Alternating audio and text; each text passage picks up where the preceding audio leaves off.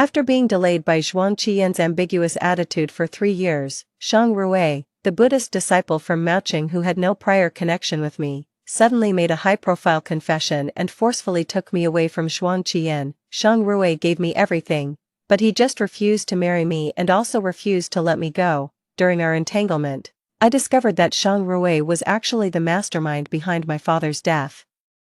And Zhuang Qian was the brother without blood relation that I had never been willing to admit. After I laid out the truth, Shang Rui destroyed Zhuang Qian's reputation and career just to force me to continue relying on him. Zhuang Qian jumped into the sea, and Shang Rui had someone hypnotize me, making me believe that I was the one who caused Zhuang Qian's death. Bearing the guilt, I lost my mind and followed Zhuang Qian in death. After being reborn, I degenerated into the person Shang Rui hates the most, but he still intruded into my life. I squinted my eyes and grabbed his tie. I challenge you to a game of contractual marriage for 3 months. Do you dare? Since I can't avoid it, this time, I'll take what I want by force. 1. I was entangled with Zhuang Qian for 3 years, with a faint ambiguity and careful mutual, until a bright and beautiful girl like a rose appeared by his side.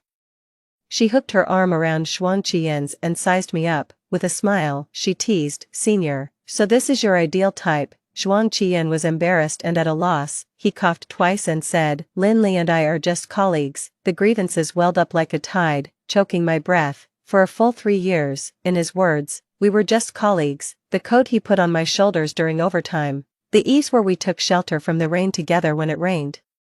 The warmth of our fingers interlaced during team building. All of these seemed to mean nothing. The rose affectionately grabbed my hand. "Senior is really a blockhead. The way you speak makes her so embarrassed." I stubbornly pursed my lips and smiled, trying my best not to show that I cared too much. In the most miserable year of my life, Shang Rui, who suddenly appeared, gave me a love that was like a home invasion. He directly announced at the welcoming banquet Zhuang Qian held for the rose that I was his girlfriend. In fact, I had only met him once, and we weren't even friends. I was dragged by Shang Rui and stuffed into a luxury car in front of Zhuang Qian. The next second, he tugged off the necklace around my neck. My heart tightened, and I instinctively protected it. "No, he gave it to you, right?" Shang Rui's fingertips brushed over the skin rubbed red by the necklace. And he threw it away without hesitation. When his kiss landed, I even felt a sense of revenge from Zhuang Qian's stinging gaze. Shang Rui cupped my chin, preventing me from looking at Zhuang Qian. "Don't look at him, look at me." At that time, I thought that either Shang Rui was standing up for the injustice or he had lost at the game of truth or dare. But he was extremely serious and really presented everything in front of me. At that time, someone told me that Shang Rui had a crush on me when he was in college, in places I couldn't even notice. He had done so much, the good and the bad, from keeping the seat for me in the library to deliberately ruining Zhuang Qian's external cooperation project and becoming the only partner and source of funds for the company. His appearance was like a sudden storm. I accepted him before I could sort out my thoughts. Everyone praised me for being lucky. The things I couldn't get even after suffering grievances with Zhuang Qian, Shang Rui gave me without reservation. I was happy and content. Shang Rui invited all the colleagues in the company and held a grand birthday banquet for me. Shang Rui dragged me to toast everywhere. His hand tightly around me trembled with excitement, as if he was holding a treasure that he had finally obtained. "Be careful, Shang Rui will stop at nothing. I'm afraid he'll hurt you." Zhuang Qian came to me when I was alone. There was a hint of bitterness in his smile. "I'm not trying to sow discord, nor am I jealous." I looked at him and smiled faintly. "Thank you." My calmness made him even more embarrassed than sarcasm. Zhuang Qian clenched the necklace that had been thrown away in his palm. He hesitated to speak and finally forced a pale smile. He slowly raised his glass. "I wish you happiness." Shang Rui suddenly appeared and put his arm around my waist. Pulling me into his arms, as if by accident, he knocked over the wine glass in my hand. Both of us were stained with dark red wine, but I instinctively wiped Shang Rui first. After wiping twice, I realized that Shang Rui did it on purpose. There was no need for an explanation. Zhuang Qian understood everything. Shang Rui never mentioned the future to me, and it seemed that he had no plans to get married. I thought we were still young, and there was no need to rush such things.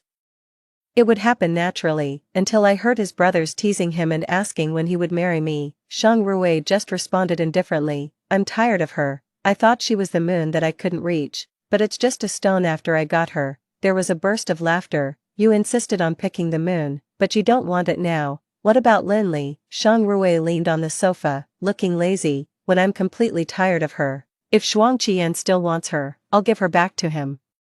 There was another burst of laughter. You're so bad. Are you doing garbage recycling here? I stood there, and my heart was torn into countless pieces. Linley is so beautiful. Instead of giving her back to Shuang Qian, why don't we set a trap and let our brother take advantage of it? The fertilizer doesn't flow to outsiders. There was a crisp sound of a glass bottle breaking, and the person inside held his head and held. Shang Rui's voice was calm without a trace of emotion.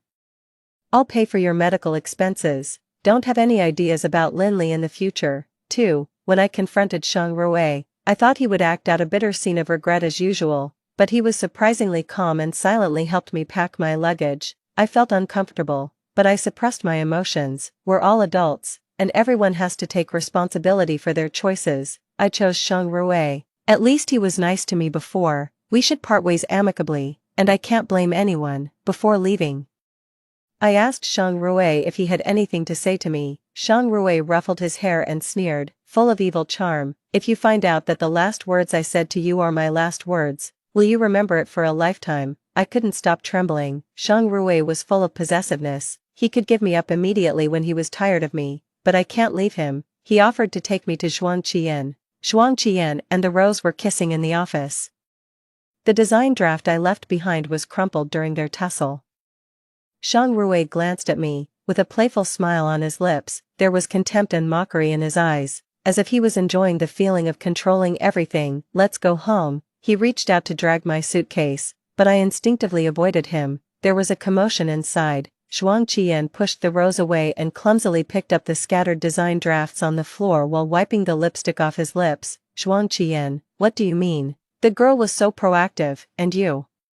You actually pushed me away. The Rose lost her previous calmness and was furious. Do you still like Linley? Shuang Qian's hand trembled. It has nothing to do with Linley. He unconsciously clenched his palm and rubbed the scar on his hand. Yes, if Linley knew that her brother without blood relation had a crush on her for so many years and even caused her to lose her home, she would hate you to the bone. The Rose sneered and lifted his chin with her knee. You love her. But you don't dare to admit it. Shuang Qian's Adam's apple rolled, and his hand holding the design draft trembled slightly. The Rose leaned in again and kissed his lips forcefully. You can treat me as a substitute for Linley. I don't care. My pupils shook like an earthquake, and then I turned my head to avoid the sight. Shang Rui reached out again to drag my suitcase, and this time I didn't resist. Linley, let's go home. A kiss landed on my forehead. With his usual dominance and absolute possessiveness, I suddenly looked up into his eyes and caught a trace of cunning that he didn't have time to hide. Shang Rui, did you already know about this and deliberately brought me here to see it? Then you should thank me for helping you get out of this messy relationship that can't see the light. Shang Rui put his arm around my waist, with his chin resting on my shoulder. His voice was particularly low and ambiguous in my ear. As long as the result is good, it doesn't matter what means are used. 3. I didn't know I had a brother until I was 6 years old. Since he showed up at the door with a shabby suitcase, my originally harmonious family was filled with quarrels. Someone told me that my mother couldn't conceive a baby, so she adopted my brother from the orphanage. My brother was just getting used to life at home. Before the formal adoption procedures were completed, my mother got pregnant with me. So she changed her mind and didn't want my brother anymore. My father had no choice but to send my brother back to the orphanage, but he had been sponsoring him all these years, until he came back with a suitcase again. My father wanted to keep him, but my mother insisted on driving him away. My brother and I were eating outside while my parents were arguing in the inner room with the door closed. I shrank my neck in fear, and tears rolled into my rice bowl.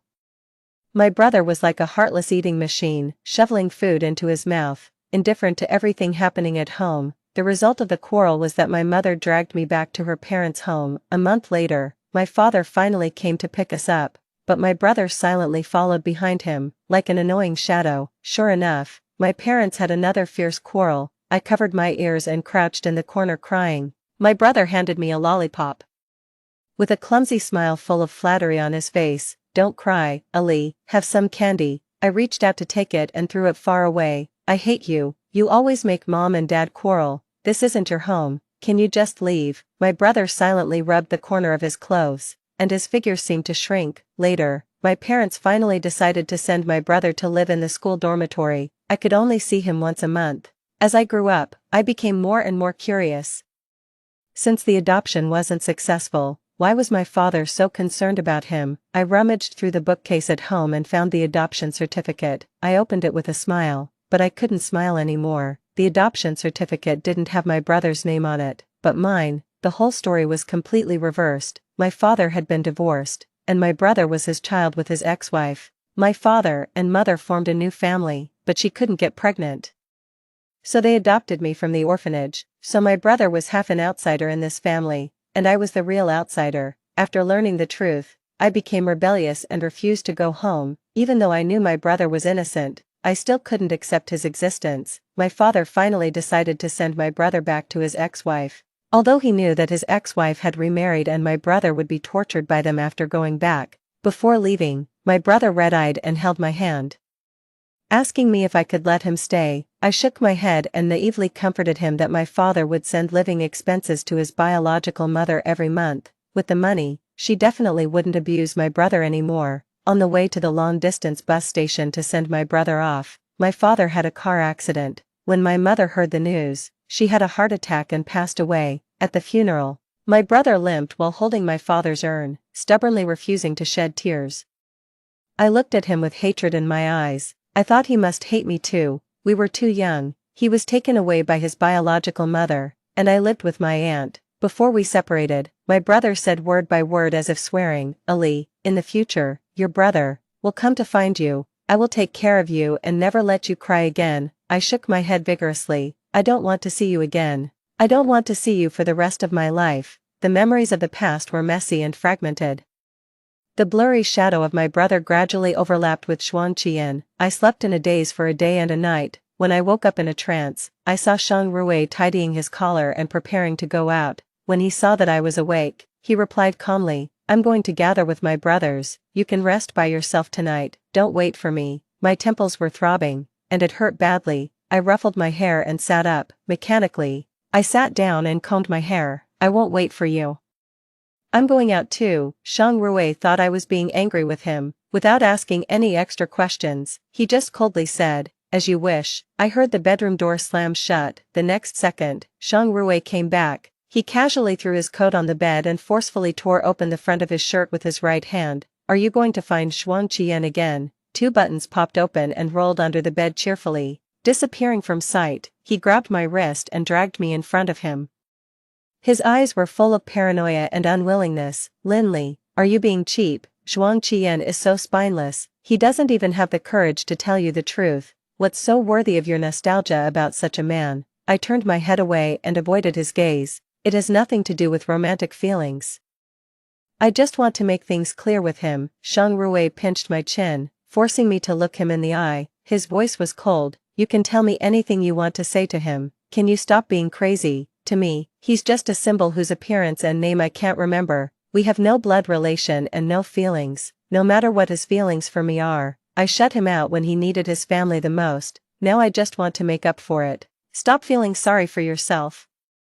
What you want to give is not what he wants." Shang Rui's fingers gently stroked my wrist. "Have you ever thought that he doesn't want a family at all? He just wants you." His voice coiled around my ear like a sticky and alluring spider web, cold and eerie, making me feel uncomfortable for no reason. "Shang Rui, that's enough, enough." I struggled so hard that Shang Rui let go in a hurry. Maybe I had always been so gentle and tolerant in front of him. The sudden toughness made him feel at a loss.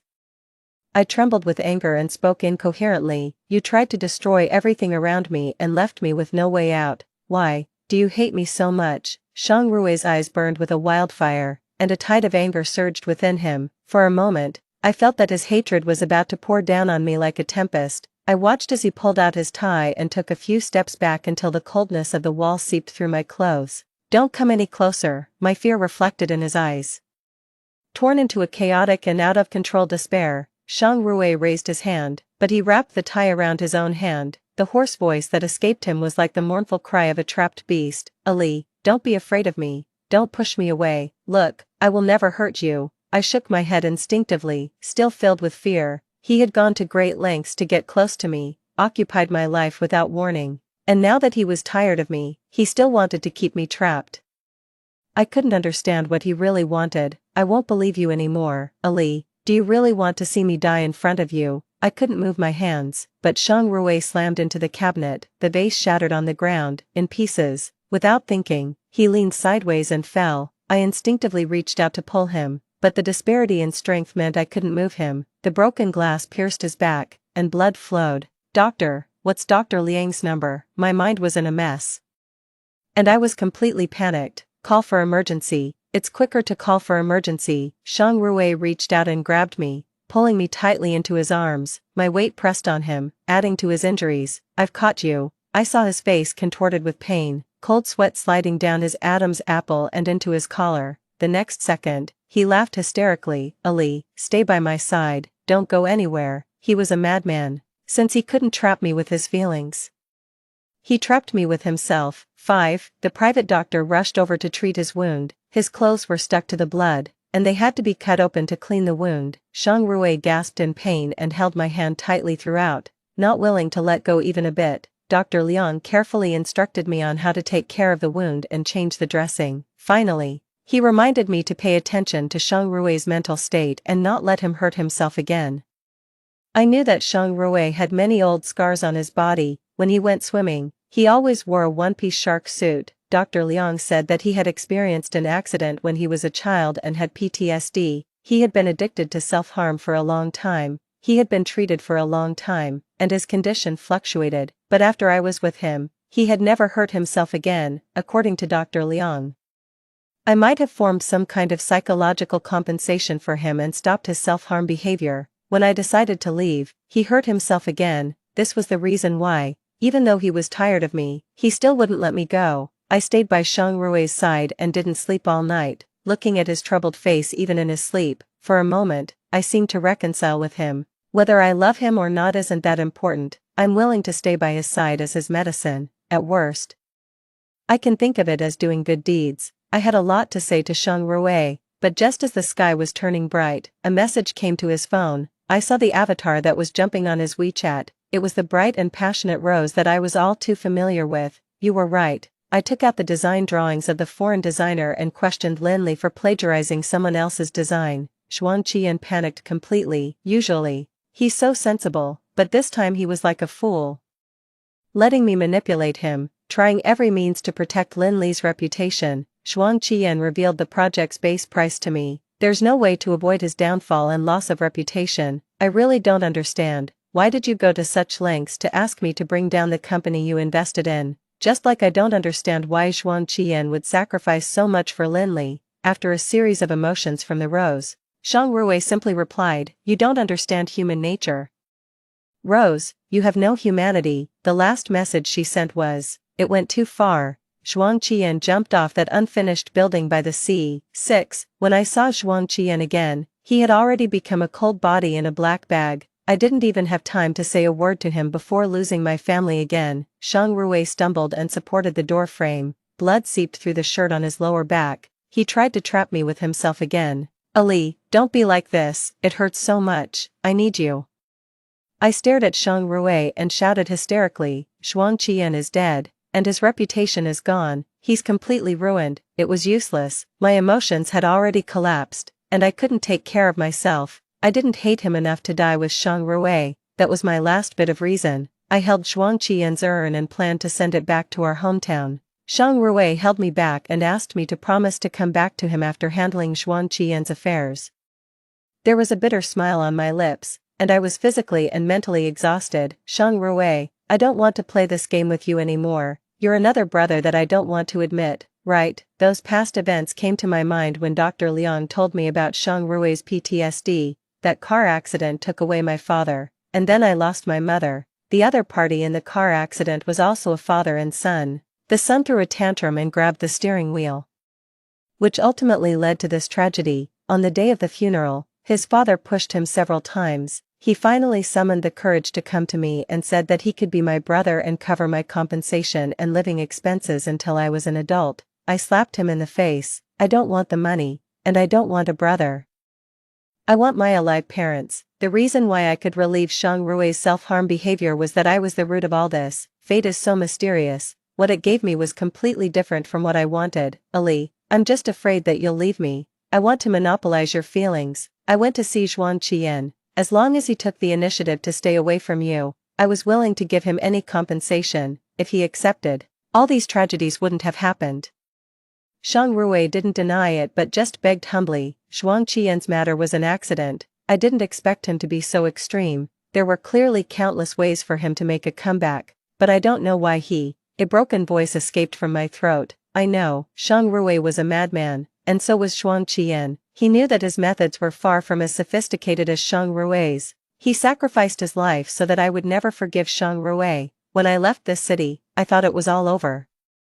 Not long after Zhuang Qian was buried, Shang Rui knocked on my door late at night, holding me tightly in his arms with rain all over him. I'm sorry, Ali, I can't live without you. He absurdly hypnotized me. Even more absurdly, I didn't forget Zhuang Qian's death but firmly believed that I was the one who caused it. I started to lose my mind, and my behavior became extreme. Shang Rui asked someone to treat me many times, but there was no improvement.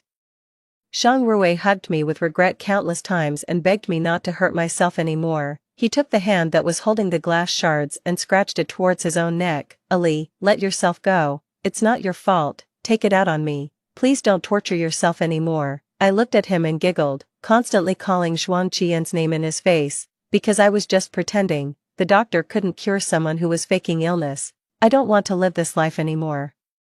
And neither does he. Since I can't escape, I'll punish him with the rest of my life, until one day, the aunt who took care of me flipped through the photo album and pointed at the little boy in the picture, laughing. Why do you have a photo of young Master Rui when he was a child? I've really never seen him looking so malnourished, like a skinny monkey. The whole world collapsed. That day, I ran out barefoot and made the same choice at the place where Zhuang Qian ended his life.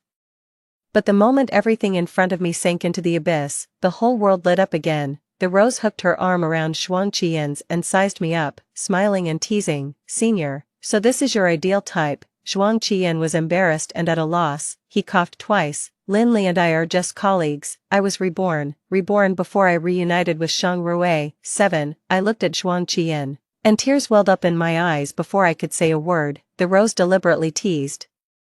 You're trying so hard to distance yourself. She's feeling wronged. I raised my arm and rushed into Zhuang Qian's arms, hugging him tightly. Zhuang Qian was at a loss, his fingertips curled up and resting on the top of my head. When he lowered his eyes, his Adam's apple rolled rapidly, and his ears turned a faint red. What's going on, Linley? What's wrong with you? His embrace was still warm, not the cold body in the black bag that could no longer respond to me.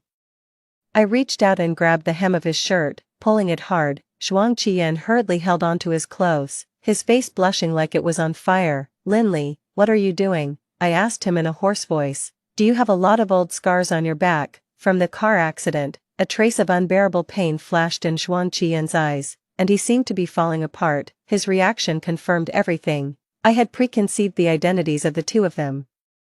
Zhuang Qian had always called me Linley, but Shang Rui had been calling me Ali before I knew it, so Zhuang Qian was the little boy who caused the car accident, and Shang Rui was the brother who begged me to let him stay. Zhuang Qian, this is your last chance to be honest. I'm about to be taken away by someone else, and you won't have another chance to explain. Zhuang Qian hesitated to speak and finally avoided my gaze. Do you have some misunderstanding about me? Take a few days off and sort out your emotions. I was stunned for a few seconds and couldn't help but laugh bitterly. In a rebirth novel, if one fails to treat the left foot in the previous life, they will treat the right foot in this life. But I didn't expect that the tragedies of the previous life were related to everyone's character, and some things were like destiny. Even if it happened again, nothing would change. I didn't idle during those days of rest. I became a different person.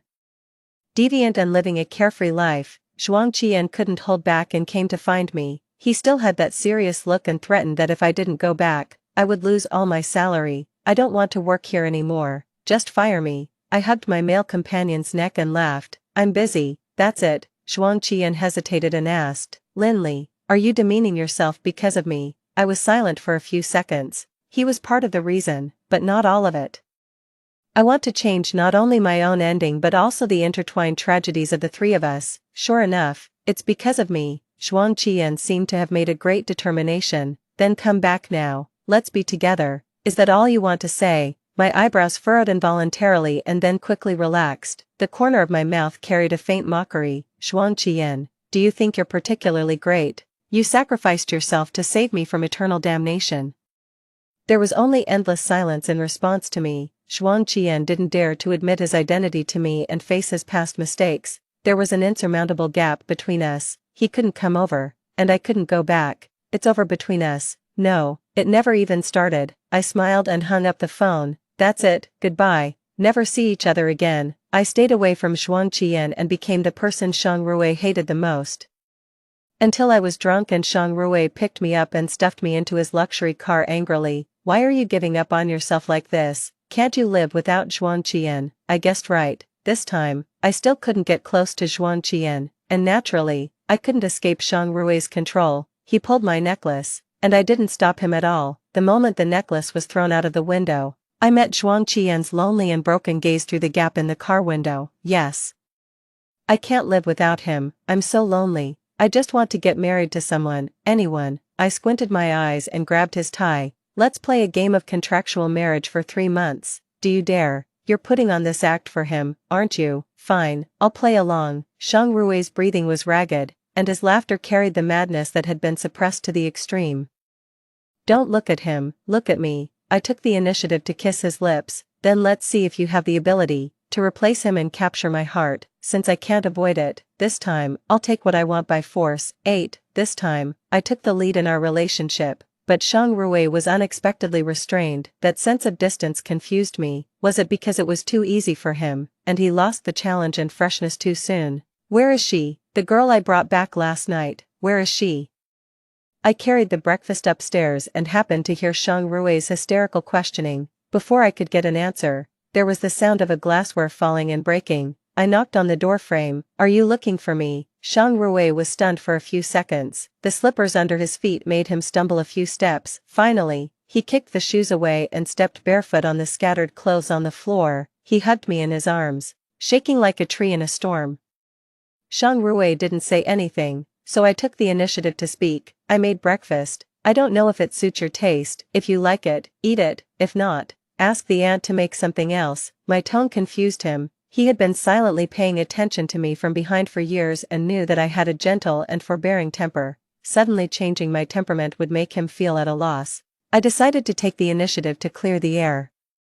Are you curious about why I was willing to go with you yesterday? Shang Rui looked at a slipper lying alone at the end of the bed, and his tone was self-deprecating as he replied, You wanted to make Xuan Qian angry. I don't think you're a bad person. I shook my head. I need to go back to the company later. The transportation around here is not convenient. Can you give me a ride? Never having received special favor, Shang Rui didn't have a sense of deserving deep down. He was worried about losing things and being abandoned by the world. In the past, I was used to obeying and pleasing him. Besides passively accepting, I had no other demands. Such compromise only exacerbated his pain and unease. This time, I want to take the initiative to tell him that I need him. A trace of emotion flashed in Shang Rui's eyes, but he immediately built up a defense and retreated to his safe haven. My gaze shifted to the hand he was trying to hide. Shang Rui immediately realized what I was looking at and pretended to be calm as he waved his hand. It's okay. I accidentally got cut by a piece of glass. I didn't expose him, even though I knew he was venting his emotions and had grabbed the piece of glass without hesitation. He was used to using the pain of self-harm to make up for the lack of emotions. I just didn't notice it last time. After being reborn, I really thought about taking revenge on Shang Rui.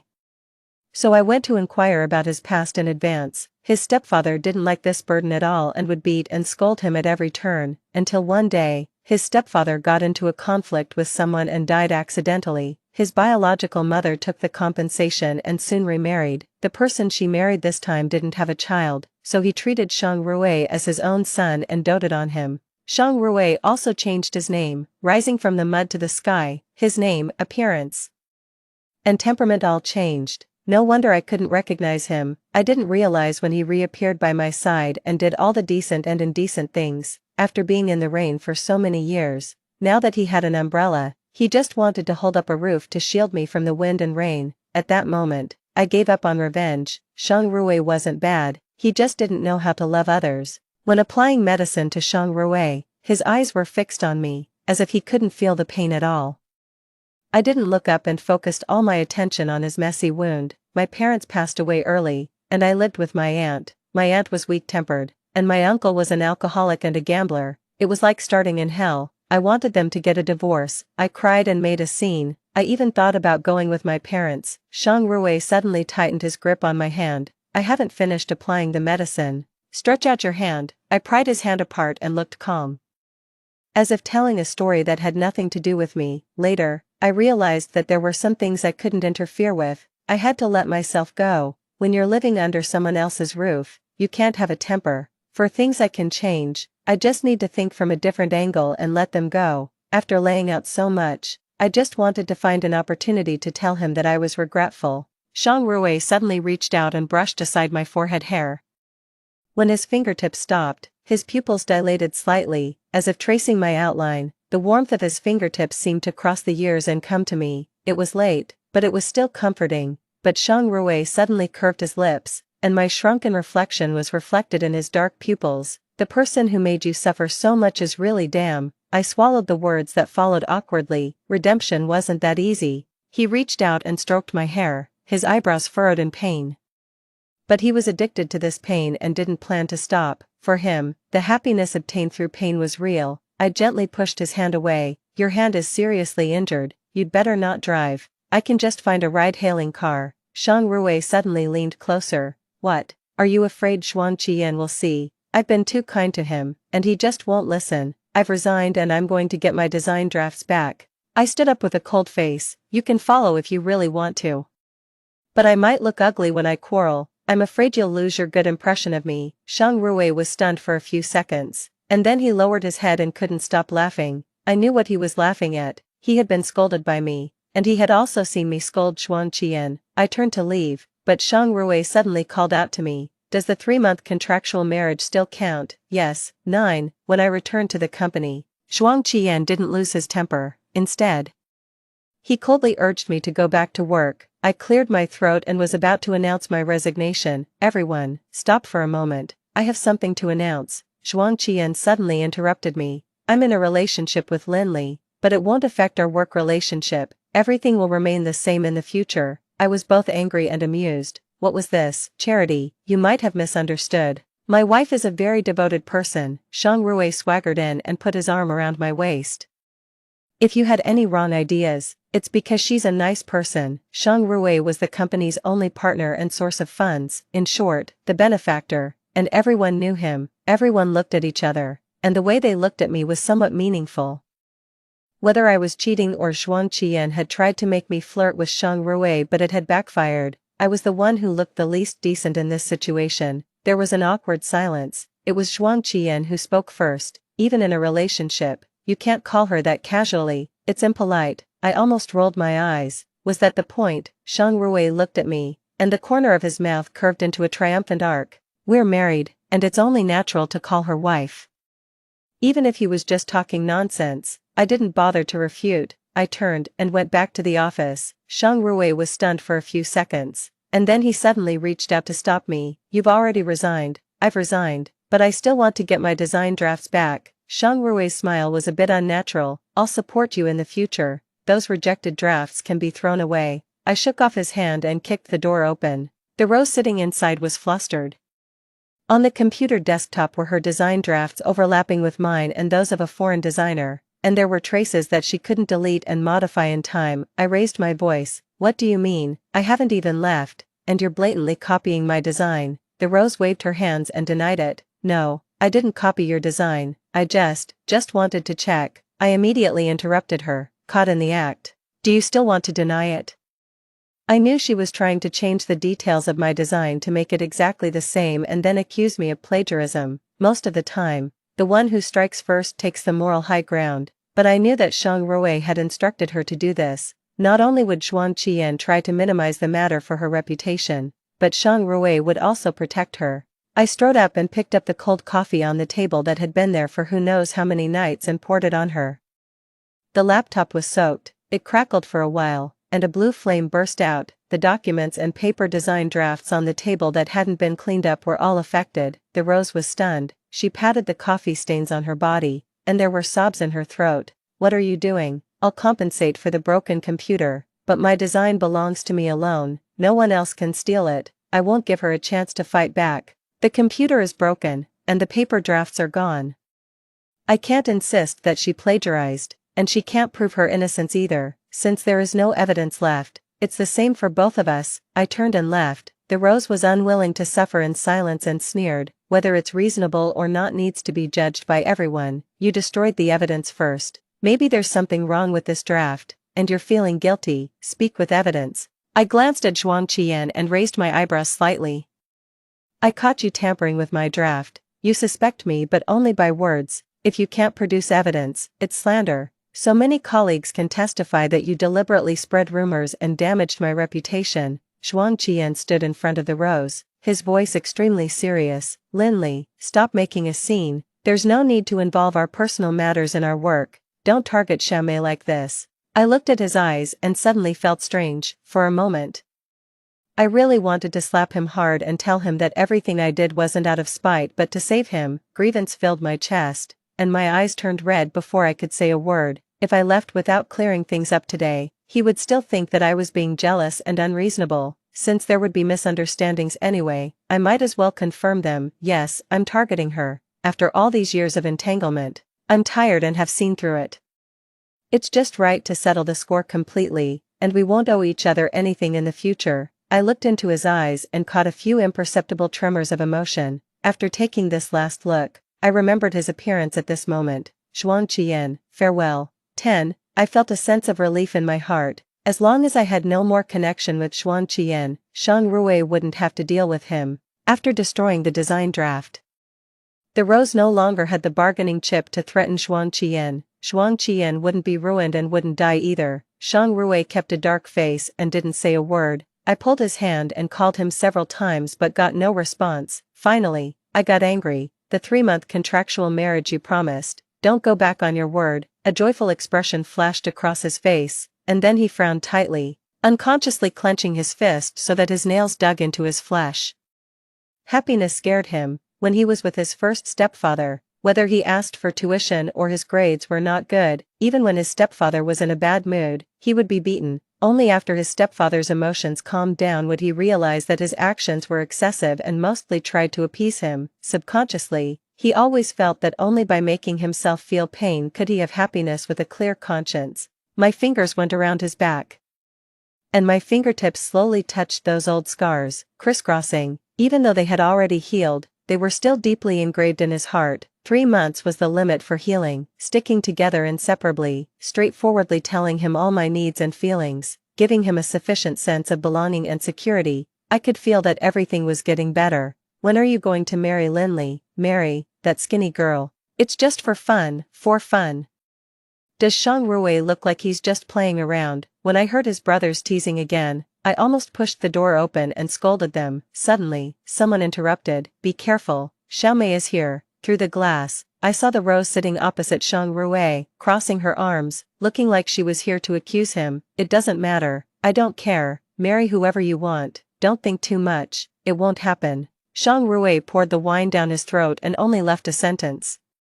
I'm tired of her. I thought she was the moon that I couldn't reach, but it's just a stone after I got her. My pupils suddenly shrank, and my lips trembled slightly. I bit my lip and swallowed the exclamation back. So these words were said to the Rose. There was a burst of laughter in the private room. You insisted on picking the moon, but you don't want it now. What about Linley? Shang Rui leaned on the sofa, looking lazy. When I'm completely tired of her, if Zhuang Qian still wants her, I'll give her back to him. There was another burst of laughter. You're so bad. Are you doing garbage recycling here? The Rose stood up and slapped him hard. You liar. You said you wanted to take revenge on Zhuang Qian, but you didn't say that Linley is the woman you've been thinking about. I always thought that they were just in a cooperative relationship. And that's why Shang Rui calmly sent the Rose to Zhuang Qian's side. It turned out that I wasn't the only one who was stupid. There was a dead silence in the private room. You've been sweet-talking and acting in front of me every day. Aren't you tired? The Rose's voice trembled. What do you take me for? A part of your game with Linley? The Rose suddenly opened the door, and I didn't have time to dodge. Shang Rui looked at me in shock, his eyelashes trembling, looking flustered and at a loss. 11. I didn't say a word on the way home and silently packed my luggage when I got home. Shang Rui took a half step forward but froze. His fingertips hovered 3 inches above my shoulder and trembled. Are you going to find Xuan Qian? I stroked my hair, and my tone was surprisingly calm. I don't want to pursue the relationship between you and the rose, but I have to settle the score with Xuan Qian. How do you want to settle it? What are you going to settle? Shang Rui pulled me into his arms, and there was still paranoia and unwillingness in his eyes. Have you ever thought that he doesn't want a family at all? He just wants you. I faced the wildfire and the tide of anger in his eyes again, but my state of mind was completely different. You tried to destroy everything around me and leave me with no way out. I know you're afraid of losing me. My tone was calm, but it doesn't matter. You don't have to do anything, and you won't lose me.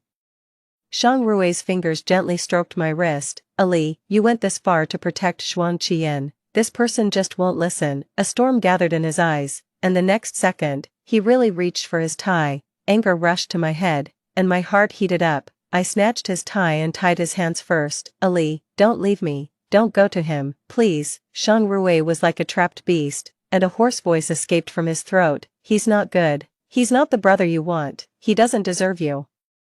How long are you going to act? Is it only by taking Xuan Qian's identity that you dare to express your love openly? I forcefully opened the drawer and took out a lollipop. There was no need to say more. We both understood. Shang Rui trembled all over. Ali, don't be afraid of me. Don't push me away. His emotions completely collapsed, and nothing I said could soothe him. He leaned over and planted a kiss. If everything could be repeated, I would never drive you away again, this time. I won't let him use himself as a prison to trap me. The morning light made my eyes ache. When I opened my eyes, I realized that I was in such a hurry yesterday that I didn't even have time to draw the curtains. As soon as I got out of bed, Shang Rui groped the bed sheet with his fingertips, then he turned over and sat up like a panicked little beast. I stood barefoot on the ground and subconsciously turned around to soothe him. I'm here. Shang Rui propped himself up and pulled me back into his arms. Xiaomei is my junior schoolmate. I did use her. It's my fault. Xuan Qian killed my father. Why should he feel at ease and not be punished? I wanted to take away the most important person to him. I just didn't know that person was you. I didn't answer. The fact that he took the initiative to face me and our past was already the greatest reconciliation. Silence was enough. There was a noise outside, and the aunt knocked on the door. Young Master Rui, something big has happened. Come out and take a look. 12. But he was extremely serious and really presented everything in front of me. This time, the Rose didn't get what she wanted from Shang Rui and decisively betrayed him, siding with Xuan Qian. Since the Rose could help Shang Rui harm Xuan Qian, she could naturally help Xuan Qian harm Shang Rui. I went to the detention center to visit Shang Rui. He looked as if the sky was about to fall. Babbling that I should go straight for my future and not waste time waiting for him, I agreed, and he looked wronged as if he couldn't go on living. Why shouldn't I wait for you? When the 3-month contractual marriage expires, you can become my official partner. Shang Rui was stunned for a few seconds and then laughed with his head lowered. He put his hand on the glass. Even through the cold glass, I could feel the warmth in his palm. When I came out of the detention center, Xuan Qian immediately came up with an umbrella. It's raining. Why didn't you use an umbrella? I turned to look at him. The shoulders of his suit were stained with deep and shallow watermarks, but the hand holding the umbrella stubbornly leaned over my head. I took a step closer to him. Xuan Qian subconsciously dodged. Then he reacted and immediately curved his lips, opening his arms and waiting for me to throw myself into his arms, but I just leaned in front of him and asked softly.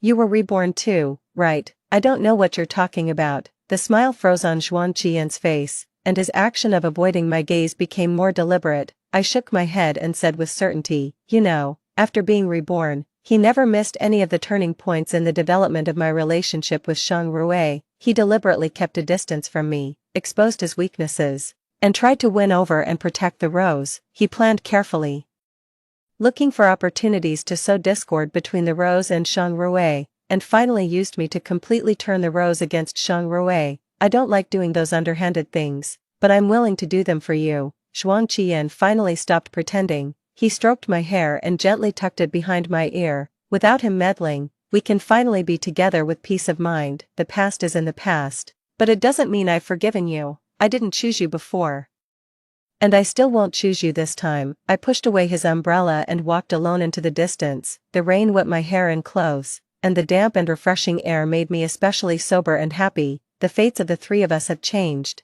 and that's better than anything else. Zhuang Qian called my name from a distance. Linley, I'll withdraw some of the evidence. With insufficient evidence of guilt, Shang Rui will be released soon. I waved my hand as a thank you and didn't look back. Zhuang Qian is the scenery along the way, and Shang Rui is my destination. I see everyone else as ordinary plants, but only you are like a green mountain. Story 2. After my stepsister caused my death, the schizophrenic genius scientist abandoned his life's research and avenged me in a frenzied act of self-destruction. When I opened my eyes again, I had been reborn at the moment I first witnessed his breakdown. Talking to himself, he appeared wildly disturbed, this time. Instead of running away in fear, I cautiously approached and grasped his scar-covered arm. What are you researching? Can you tell me? I asked. He paused for a moment. Researching, Joyce, my name, at the moment when I was completely engulfed by the waves. What I saw was Jojo's smug expression. Goodbye, my dear sister, only with your death can the family wealth and Leon be mine. It was only at that moment that I realized Jojo, who always appeared innocent and frail, harbored deep schemes and ruthless ambitions. Perhaps driven by intense hatred, my soul lingered after death, floating in midair, and followed Jojo home. I watched as she tearfully announced my death to our ill father, who was literally infuriated to death. Jojo. With Joyce's family gone, she and her mother naturally inherited all the family assets, enjoying great splendor. On the day Jojo married Leon in my place, the ceremony was grand and spectacular. She wore my wedding dress, smiling like a victor. Leon and I had a business marriage without any real emotion. It didn't matter to him whom he married, as long as it benefited the family. I thought it was just that, but when I saw the tender affection in Leon's eyes, I suddenly realized that he and Jojo must have been involved much earlier. A boundless hatred overwhelmed me, nearly tearing me apart. I was filled with hate and regret. At that moment, a Bugatti charged onto the lawn at lightning speed, creating a piercing crash. The guests at the scene instantly panicked and scattered. The Bugatti didn't stop, it continued circling the venue, wreaking havoc on Jojo's meticulously arranged setting. Finally, it braked sharply in front of Jojo and Leon. The door opened, and out stepped a man, his presence dark and crazed. It was Jason, the globally renowned genius scientist. The last time I saw him in the news was 2 years ago. He had secluded himself to work on a project. This project is my life's pursuit. Without completing it, my life would be meaningless. After that, he vanished from the public eye. I never imagined Jason would appear at the wedding, and even less so to avenge me. Jason, holding a sharp knife, charged at Jojo without hesitation, his eyes filled with hatred and despair. Jojo tried to escape, but he caught her, and just within 2 seconds, the sharp knife slashed her throat. In what seemed like an act of vengeance, Jason repeatedly stabbed her, each stab accompanied by a tear. You killed her. I couldn't even bear to look, yet you killed her. You go accompany her in death, go to hell and atone for your sins. Jojo was beyond dead. Jason turned, his gaze falling on Leon, who was preparing to flee. You can't escape either. He charged like a cheetah, blinded by rage. Someone must have called the police. As the sound of sirens began to wail, the sky was overcast, and raindrops pounded down. Blood was smeared everywhere, surrounding the desperate and suffocating Jason. It was as if all his strength had been drained. He fell to his knees and wept. My research, the pursuit of my entire life, gone. Joyce, I'm coming to join you. From the bottom of my heart, I cried out. Jason, when I opened my eyes again, I was back to being 18 years old. There were no weddings, no bloodshed, just a tightly closed door. My heart trembled as I stared in disbelief at the door. There was a cute little bear doorbell on it. It was a gift from me to Jason, a gesture to win him over. Jason had transferred to my school in his second year of high school and was my desk mate. He was quiet and reserved, often daydreaming during class, yet his grades were far superior to ours. Curious and envious, I tried to get closer to him, hoping he could tutor me. Today, the class monitor had organized a gathering and sent me to call Jason. In my previous life, when I came to call him, I happened to witness one of his episodes. He was talking to himself, his expression frenzied. I was scared and fled. Only later did I learn that Jason had schizophrenia. That's why he transferred here. After that escape, I never saw Jason again. He transferred to another class the next day. Deliberately avoiding me, I took a moment to compose my heavy heart, raised my hand, and pressed the doorbell. Jason opened the door and seemed surprised to see me. Joyce, the clear, young man stood before me, his body carrying a pleasant scent of gardenia. At the sight of him, my nose tingled, and my voice was slightly choked. Are you coming to the class gathering today? He frowned slightly. Come in first. After entering, I noticed the surveillance at the entryway, further inside. The living room had cameras too. These were things I hadn't noticed in my previous life. Jason poured me a glass of water. Seeing the redness around my eyes, there was a hint of worry and sympathy in his gaze. Have you been bullied? I took the water, smiling and shaking my head. No, just had a little argument with my dad. Jason was silent for a moment. Are you going? I am. Jason then looked up and slightly curved his lips. Good. Let me change my clothes, okay? I sat on the living room sofa, watching Jason enter the bedroom, my heart unconsciously racing. He had had his episode in the bedroom. I had read up a bit on schizophrenia, visual and auditory hallucinations. Jason had them both. When I heard Jason's raised voice from the bedroom, despite being mentally prepared, my hand holding the glass still trembled. Taking a deep breath, I stood up and cautiously approached his bedroom. Pushing open the door, I saw Jason's expression changing rapidly, now angry, now distressed. This approach to the research is completely unworkable. It's bound to fail. This angle is too tricky and time-consuming with little payoff, and I don't have that much time. There were clothes laid out on the bed that he was planning to change into. He had already taken off his coat, revealing his arms. They were covered in scars. It was shocking to see. The argument grew more intense. I clenched my fists, my palms sweaty.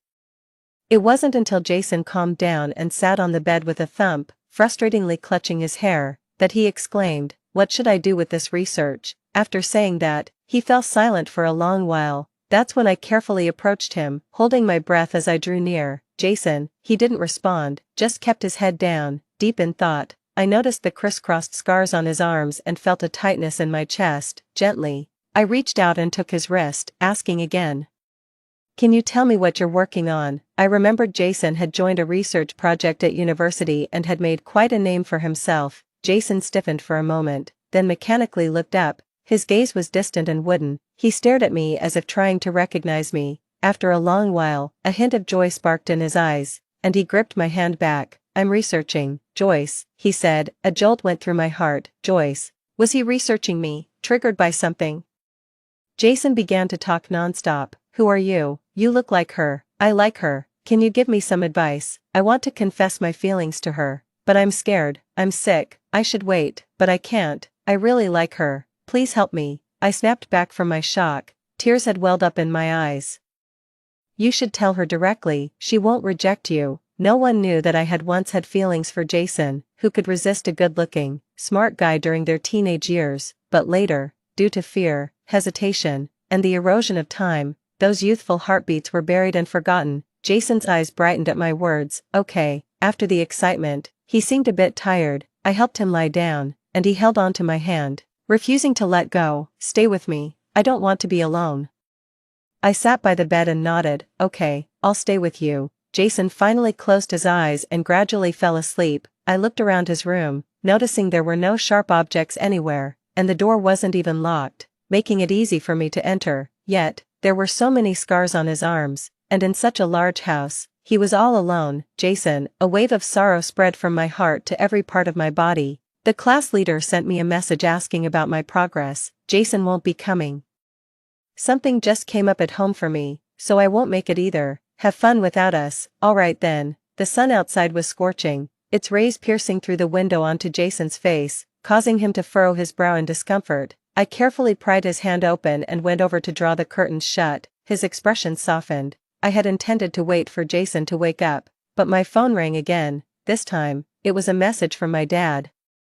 He had already warned me earlier that he would be bringing Jojo and her mother, Mona, back home, and now he was asking if I was at home. I glanced at Jason, still lying on the bed. "I'm here. In my last life, Mona married into our family right after I graduated. My dad, fearing disharmony, had allowed them to live with us for a year. During that time, Jojo and her mother played their parts perfectly, completely deceiving both me and my father. This time, I was determined not to let them through my door." After leaving Jason's house, my bodyguard drove me back. As we arrived at the villa, I saw Jojo and Mona looking around in surprise, their eyes filled with excitement and greed. My dad, naively, was showing them around the house, with a stern face, I ordered the bodyguard, hit them. The bodyguard, shocked, responded, "Miss, hit them." At that moment, my mind was filled with the bloody tragedies of my previous life. I was so full of hatred. My dad, not very cunning, devoted all his energy to his company, yet Mona used him as a stepping stone for social climbing. I treated JoJo like a sister, always protecting her, but she envied and hated me, and eventually pushed me into the sea. Those ungrateful wretches, they deserved death. Although puzzled, the bodyguard obeyed. He stepped on the gas, and the car sped towards JoJo and her mother. My dad turned pale with shock. Joyce, with a loud crash. JoJo and Mona were struck and thrown onto the ground. I immediately got out of the car, tears streaming down my face. "Dad, the brakes failed." I was so scared. I rushed into my dad's arms, clinging to him tightly. While comforting me, he sent someone to check on JoJo and her mother. In his heart, I was the most important. In my last life, he had made a will leaving everything to me and instructed me to take good care of JoJo and her mother.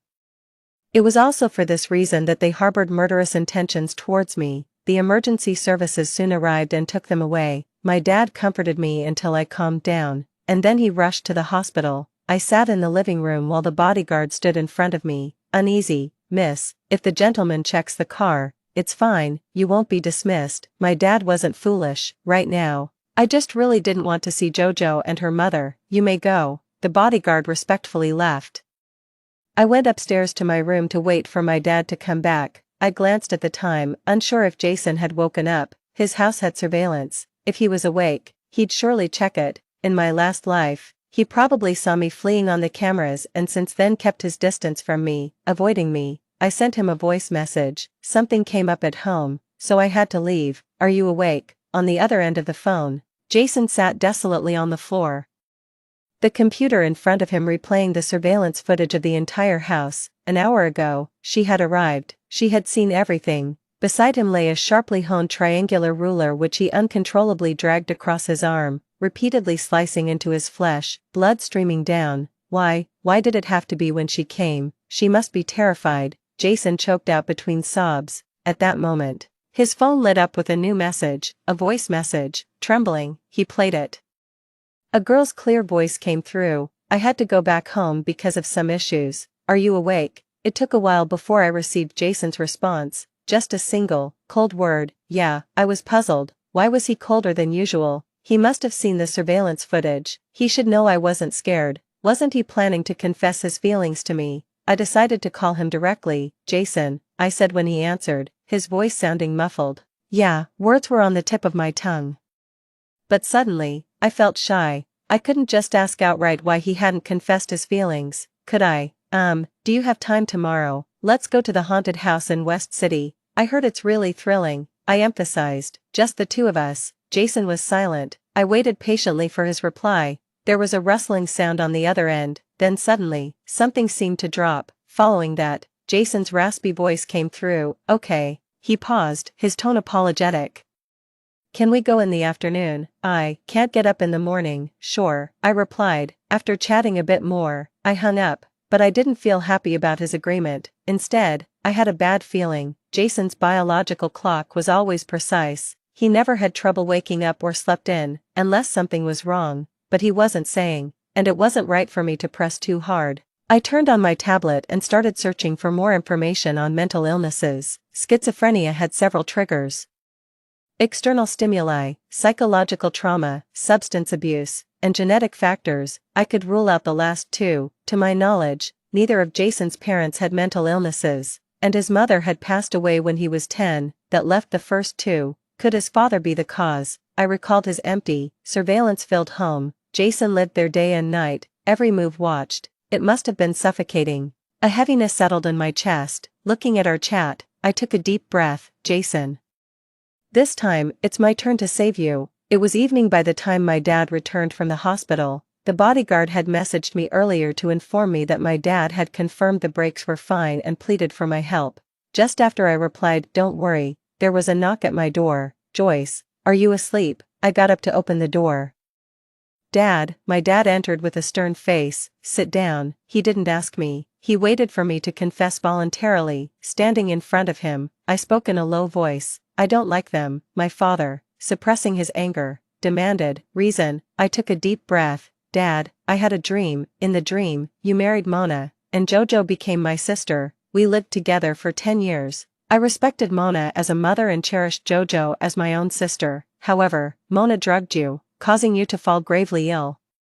After I took over the company, Jojo and my intended spouse conspired together, eventually leaving me to die at sea. They inherited the family fortune and lived gloriously. The hatred that had been festering inside me began to grow wildly, my hands tightened by my sides, nails digging into the flesh, yet it was nothing compared to the pain in my heart. My father's gaze was heavy as he stared at me, all because of a dream. My voice choked up. Mom passed away early. And it was you who raised me from a young age. You know best what kind of person I am, Dad. If it weren't for experiencing it firsthand, if I didn't hate to the core, would I let the bodyguard run someone over? I've never been impulsive. It must be something I inherited from you, Dad. Unbeknownst to me, my father gripped the arms of his chair, his eyes fixed on my face. The air quieted down. We looked at each other calmly, but there was turmoil in both our eyes. No matter how much I tried to suppress it, strands of hatred still leaked from my eyes. My father's eyes gradually reddened. The usually composed man suddenly cursed. Finally, he closed his eyes and took a deep breath, trying to calm himself. In an instant, my nose tingled, and tears fell. Dad, my father opened his arms and gently embraced me, patting my back soothingly. His voice trembled. My Joyce has suffered. It's all my fault. I misjudged people. His voice grew firm. Don't worry. I will never let those things happen again. My heart trembled, and I couldn't hold back my tears any longer. The next day when I woke up, my father was not at home. He had said last night that he would take care of everything and that I shouldn't worry. Now, Mona and Jojo posed no threat at all. I wasn't worried. No matter how cunning, no brain can withstand the forces of power and money. My only worry was Jason. We had agreed to meet today, but he was late, just as I was about to call him. Jason got out of a taxi and hurried towards me. Sorry, there was a sudden issue, got held up for a bit. Did you wait long? Seeing the sweat on his forehead, I frowned. It wasn't hot today. The short run shouldn't have made him sweat. I handed him a tissue. I just got here too. Wipe off your sweat first. Jason took the tissue, wiped away the sweat, and smiled warmly. Where do you want to go? I smiled back, grabbed his wrist, and led him forward. Come with me. I didn't notice that Jason's body stiffened. There were many fun activities in the West City, and taking advantage of the midday, I dragged Jason to the haunted house first. To be honest, I'm the type who is both timid and adventurous. Throughout the experience, I screamed nonstop and clung tightly to Jason. He, on the other hand, wasn't scared at all and even comforted me in a gentle voice whenever I got frightened. As we reached the final section of the haunted house, the surroundings were eerily quiet and pitch dark. All I could hear was our breathing. I gripped Jason's arm tightly, my eyes wide open as I scanned the surroundings. Even though I couldn't see anything, Jason patted my hand, saying, "It's okay, I'm here." I was still scared and started to make small talk. Out of nowhere, I blurted out, "Aren't you going to confess your feelings to me?" Jason froze suddenly. I was also taken aback. Damn my big mouth, why wasn't I shy now?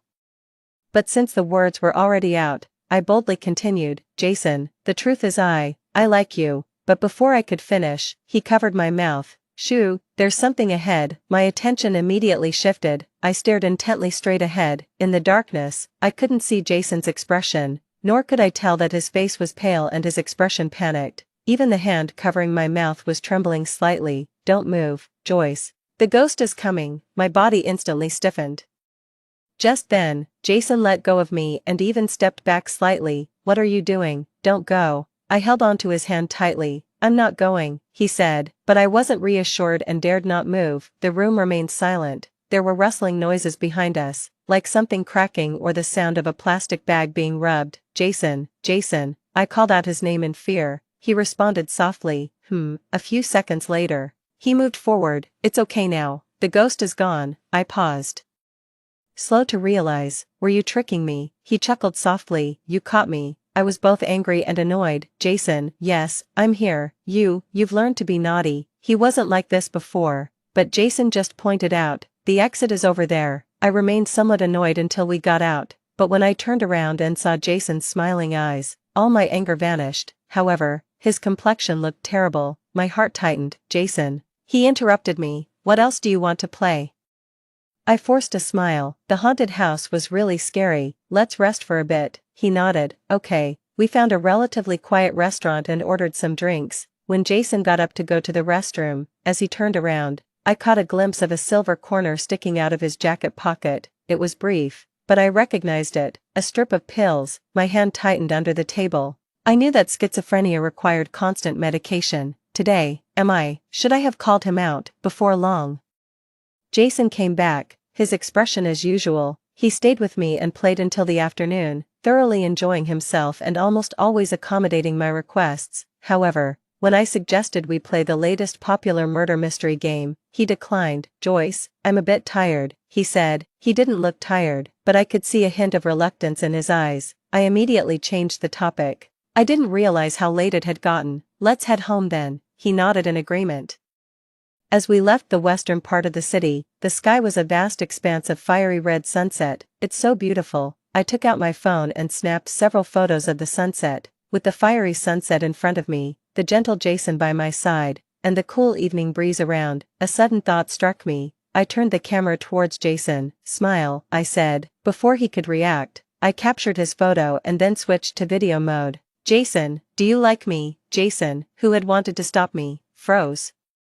He stared at me blankly. I like you, Jason, I smiled. In the camera, Jason's expression visibly shifted to panic and nervousness. I peeked from behind the camera to look into his eyes and spoke again. I've liked you since you patiently helped me with my homework. Why do you still come to school every day even though you've already been admitted on recommendation? I asked. Jason's pupils trembled as he looked deeply into my eyes. We held each other's gaze amidst the noisy backdrop of traffic and voices, which seemed not to affect us at all. It took a long while for Jason to respond, as if he had just processed the situation. Joyce, he began, his eyes suddenly lighting up with surprise. But a sudden ringtone from his phone interrupted him. His expression darkened instantly. I sensed something was wrong. Jason took out his phone, hung up the call, and his expression settled into calmness. He took my phone and stopped the recording, as if putting an end to something between us. What does this mean? I asked. Jason looked down at me, his tone bitter. You saw everything yesterday. Aren't you afraid of me? I'm sick. I'm a madman. I'm not afraid, I interrupted. My resolve seemingly taking him aback as his eyes momentarily filled with tears, but quickly, he deflated, speaking in a downcast and listless tone. Don't say things like that, Joyce. He sighed heavily, as if all his strength had left him. I'm scared. I instantly understood. He was afraid this was just a whim of mine, afraid I would abandon him, afraid to have something only to lose it again. I stepped forward, wanting to embrace him, to show him my commitment wasn't fleeting. But Jason stepped back. Joyce, let's just be classmates. I won't cross the line, and you, don't push me. He spoke quickly. I'm sorry. I won't walk you home then. Take care on your way, he said. He turned around and fled in panic. Jason, I didn't understand. Why? He liked me. He wanted to confess his feelings to me. So why is he backing away now? Jason ran a great distance before he finally slowed down. His phone in his pocket kept ringing incessantly, always the same number. He didn't want to answer it at all, but eventually, he did. Hello. On the other end, the voice of a man was calm and stern. Why aren't you answering your phone? Why did you turn off your location services and unplug the surveillance? 3 consecutive whys made Jason feel suffocated. This morning, when he had gone to the hospital to get his medication, he had already answered a call. The caller on the other side angrily questioned why he was still harming himself, asking if he was in love with Joyce. Does your little desk mate know you have a mental illness? Does she know you harm yourself every day, that you need to take medication every day? Do you think her kind words mean she's interested in you? She's just pitying you, trying to comfort you. I hope you don't end up like your mother, treating love as your only pursuit, utterly lacking in ambition. The morning's words still echoed in his ears. The voice from the phone continued relentlessly.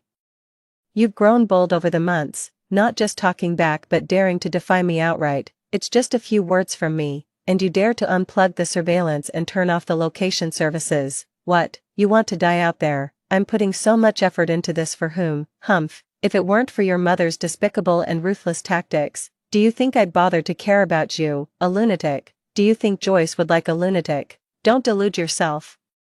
Someone like you isn't worthy of her. Jason suddenly let out a low, unsettling laugh. prompting passersby to instinctively steer clear of him. He said, "Yes, I'm a lunatic. I'll turn the surveillance back on now, and then, let you see a corpse. How about that? Or maybe I'll turn on the location services, and you can guess where you'll find me, in the river, at the station, or in the morgue." Jason's words grew increasingly manic. "What to do? I really want to die, father."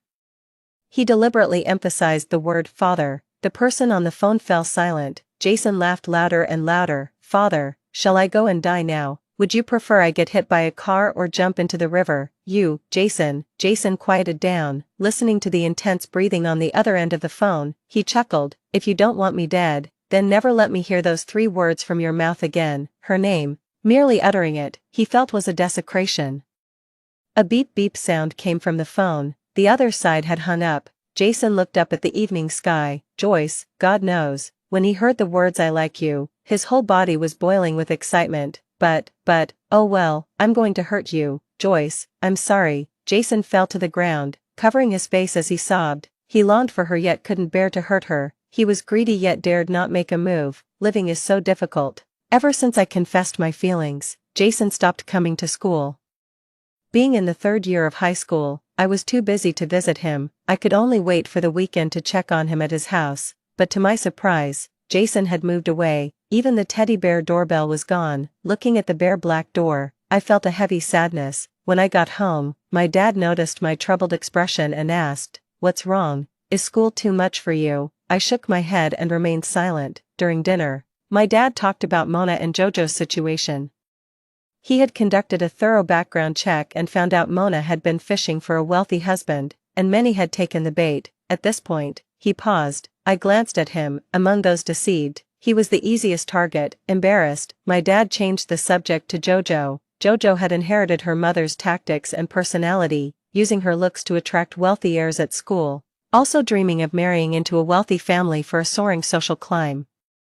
Not all the men Mona entangled with were single. My dad discreetly leaked some information to the wives, being careful to hide his own identity. After all, it was quite embarrassing. A grown man. I suddenly looked up. "Dad, can you help me look into Hugh's family?" "Hugh's family, your classmate, Jason." I nodded, immediately on alert. My dad asked, "Why are you looking into his family? Do you like him?" I openly nodded. "Yes, but after I confessed, he hasn't been back to school." My dad's expression darkened. "No, I don't approve." Hugh's family's issues were well known. There's hardly anyone who doesn't know. I was already against you being desk mates with him, but I didn't want to interfere. I quickly interrupted him. "What happened with Hugh's family?" After glaring at me for a while, he began to explain. Hugh's family was not originally from the capital but from Jeong City. Originally, the 2 families arranged a marriage, and Jason was born. Susan had loved Hugh since she was young and was devoted to him. However, Hugh did not love her back, and when she found out about his affairs, she became hysterical. She would often take her anger out on Jason. Later, when Susan heard that Hugh had fathered a child with another woman, she completely lost her sanity. After having the mistress and the illegitimate child killed, she personally mutilated Hugh. Then, she locked herself and Jason at home, planning to die together with him. At that time, Jason was 10 years old. He didn't understand much but instinctively wanted to live. He hid and then witnessed Susan's death. The incident was well known at the time. For a whole month, it has been trending on social media. Even the joint efforts of 2 companies couldn't dampen the enthusiasm. Later, both parties fought over the custody of Jason. Hugh, unable to have more children, desperately fought for Jason to inherit the family business. Since he was the biological father, Jason was ultimately awarded to him. To compensate Jason, Susan's family agreed that after he inherited from Hugh's family, he would receive 1/3 of Susan's family's assets. Unexpectedly, due to years of mental stress and the trauma of witnessing his mother's death, Jason developed schizophrenia. At the same time, he displayed an extraordinary talent. My dad sighed. Jason is also a poor child. Back then, everyone said he was the biggest winner, but he was actually the biggest victim. Over the years, as he grew up, his condition became increasingly uncontrollable. He used to study in Jeonchang, but he transferred here after his condition caused him to inadvertently hurt someone. The day you told me you had a new deskmate, I was worried. That's why I had a bodyguard protect you closely. Joyce, you must not fall for him. I was stunned. silent for a long time. No wonder Jason refused when I suggested playing a murder mystery game, because there was a part where you witness your mother's death. No wonder he declined, saying he was scared, not scared that I would reject him, but scared that he might hurt me. My dad slammed the table. Joyce, I'm talking to you. I looked up. Dad, I'm afraid, I can't do that, right now, immediately. I desperately want to see him, but I don't know where he is. Jason has always been good at avoiding me. In a past life, he kept an eye on me without my noticing. This time is no different. Even after the college entrance exams, the people I sent couldn't find out where he was. I even went to the university he was supposed to attend, but still couldn't find him. Why is he avoiding me? I asked, frustrated. My best friend handed me a glass of wine. It's simple. Because you like him, my friend explained. Before, when you didn't like him, he could warn himself not to act rashly, not to do anything that might make you dislike him, but now that you like him, and you're making direct moves, he can hardly resist. He can't help himself, but he doesn't want to hurt you, and with his condition, he can only hide. It's a mix of insecurity, sensitivity, and avoidant attachment. My friend sighed. He's got a lot of issues. If you want to be with him, it's going to be exhausting. You'd have to deal not only with his potential schizophrenia outbreaks, watch out for him losing control and hurting you, but also repeatedly reassure him of your love, comforting him, and giving him a sense of security. If you can't handle it and want to back out midway, he might die. Think it over carefully. Actually, him hiding might be for the best. I stared at the drink in front of me, my thoughts in turmoil. What are you researching? Can you tell me? Researching, Joyce. He's always been studying me, but I am not a test subject, not just data. I am a living person. Wasn't that essentially a distress signal he was sending me? I like him, I want to rescue him. This thought grew stronger and stronger. Reflecting on my past life, I was busy with my studies, busy managing the company, meeting countless people, and making numerous acquaintances. I admired their talents and was dazzled by their appearances, yet, none stirred that trembling in my heart. What seemed like a casual brushstroke in my youth has, over time, become increasingly bold and vivid. Finally, through my relentless efforts, at the beginning of freshman year, I found Jason at his school. He had become even thinner, his whole being shrouded in melancholy, not as bright as before, though he was never really that bright to begin with. The moment he saw me, Jason froze. It wasn't until I approached and called his name that he snapped back to reality. He murmured, "It's not an illusion." He looked at me intently. "Your school isn't here." What was it I said again? He had been watching me all along. I didn't blindly apply to the university Jason was attending. After all, the major wasn't a fit. But you are here. I had deliberately delayed my registration to catch him here. Jason's eyes flickered, somewhat at a loss. "Joyce, I told you not to." I tiptoed and kissed him on the corner of his mouth. He froze completely, as if his soul had been drained. I grabbed his hand. "I like you, Jason. If once isn't enough, I'll say it a second time. A third time. I know what you're afraid of. Will you hurt me?" Jason shook his head vigorously. Then he said, I can't control it." His body began to tremble, wanting to flee. I held him. "Then, when you can't control it, avoid me, okay? And when you can, come back out." Jason blinked very slowly. "Can we do that?" "Don't know until we try." Jason pursed his lips, and under my expectant gaze, he nodded. I took half a month off. During that half month, I was with Jason. We stayed at his apartment. He was extremely proper, never overstepping boundaries. To me, he was more like a roommate than a boyfriend. Once, when I tried to kiss him while pretending to be drunk, he pushed me away as soon as I touched the corner of his mouth, awkward and shy. "Joyce, don't. I might lose control when I'm emotionally unstable. If you kiss me, I'll be very happy, and then I won't be able to control myself." All I could do was hug him, rubbing my head against his chest. "But I really want to kiss you. Next time, try not to be so happy, okay?" Jason nodded, his lips already curling into a smile. I took the opportunity to touch his abs. "Does this make you happy too?" "Yes, it does." Looking at his flushed face, I thought it was hilarious. Sometimes, though, the fun goes too far. Jason would lock himself away, staying silent no matter how much I talked. All I could do was wait outside his door, keeping him company. When he finally came out and saw me, he would apologize, feeling guilty. I'd take the chance to give him a kiss, a touch. Over time, he grew accustomed to my touch, but gradually, I realized something. Jason doesn't express his needs, he just indulges me. going along with whatever I want. This, actually, is not good at all. Just like now, as I was packing and telling him that I needed to go back to check in, he was clearly reluctant but just nodded and agreed. I went downstairs and sat for half an hour. When I went back up, I saw Jason in a fit of rage. Having thrown everything around the room, she's gone, she doesn't love me anymore, she's so far away from me, I miss her so much, I want her so much, it's because I'm not good enough. She doesn't like me anymore. At the moment Jason raised a knife to harm himself, my heart tightened, but I didn't rush in to stop him. He had warned me several times before, during his episodes of self-harm, not to intervene. He couldn't distinguish me in those moments and might hurt me. If he realized he had hurt me after regaining his senses, he would feel even more guilty and despairing, and would hide even more. I watched helplessly as Jason hurt himself, feeling as though the wounds were also on me. It was incredibly painful. After what felt like an eternity, Jason stopped. He gradually regained his composure. That's when I entered. The moment he saw me, his first reaction was panic, fear. Joyce. He hurriedly hid his arms behind his back, unable to face me. I stepped up to him, steeled myself, and slapped him. Jason's head turned to the side, his body began to tremble. He couldn't stop apologizing. I'm sorry, Joyce. I didn't mean to. Don't be scared, I won't hurt you. He didn't look at me, just let tears fall to the ground. I grabbed his collar, forcing him to look at me. Jason, what is the purpose of having a mouth? Can't you say if you miss me, need me, love me? Say it, say you miss me, need me, love me. Jason looked at me with tear-filled eyes and repeated my words. I miss you, need you, love me, I need you, I miss you, Joyce. He repeated over and over. I bowed my head and kissed him.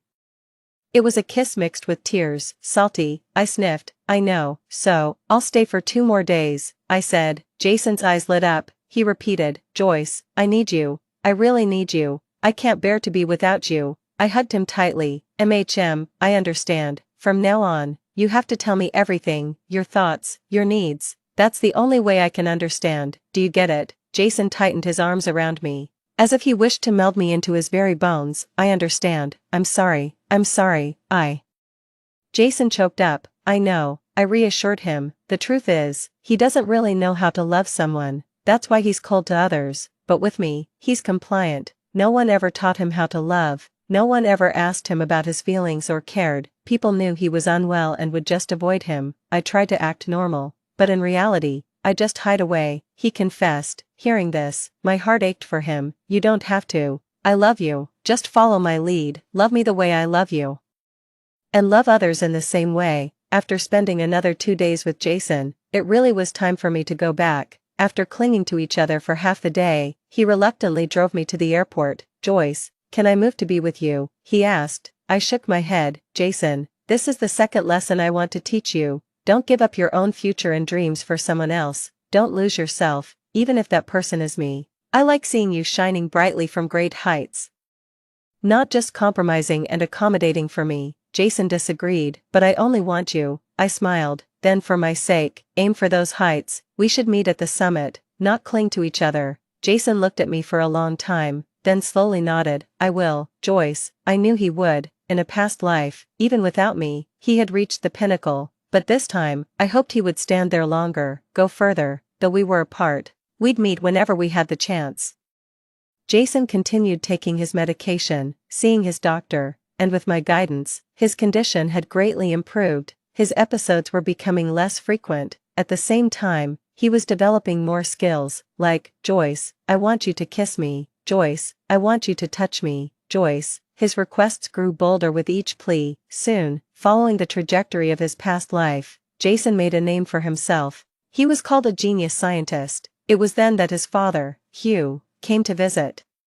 Asking him to come back and take over the family business, Jason happily agreed. It took him half a year, but, returning to Hugh's family, Hugh was ousted and deprived of his inheritance. Then, he was kicked out without hesitation. At the same time, Susan's family fulfilled their promise by giving him 1/3 of their assets. Suddenly, Jason became the talk of the town, with his name echoing through the streets as media outlets clamored to cover his story. Yet, the first thing Jason did was, Joyce, if I present all these as a betrothal gift, would your dad agree to let us be together? I went to the hospital for a checkup today. and the doctor said I'm cured. This isn't hereditary, so there's no worry of passing it on to the kids, or we can choose not to have kids if you prefer. I was busy dealing with company matters and found Jason's chatter distracting, so I pushed his head aside. Let's talk after I'm done. Jason's expression instantly fell. All right.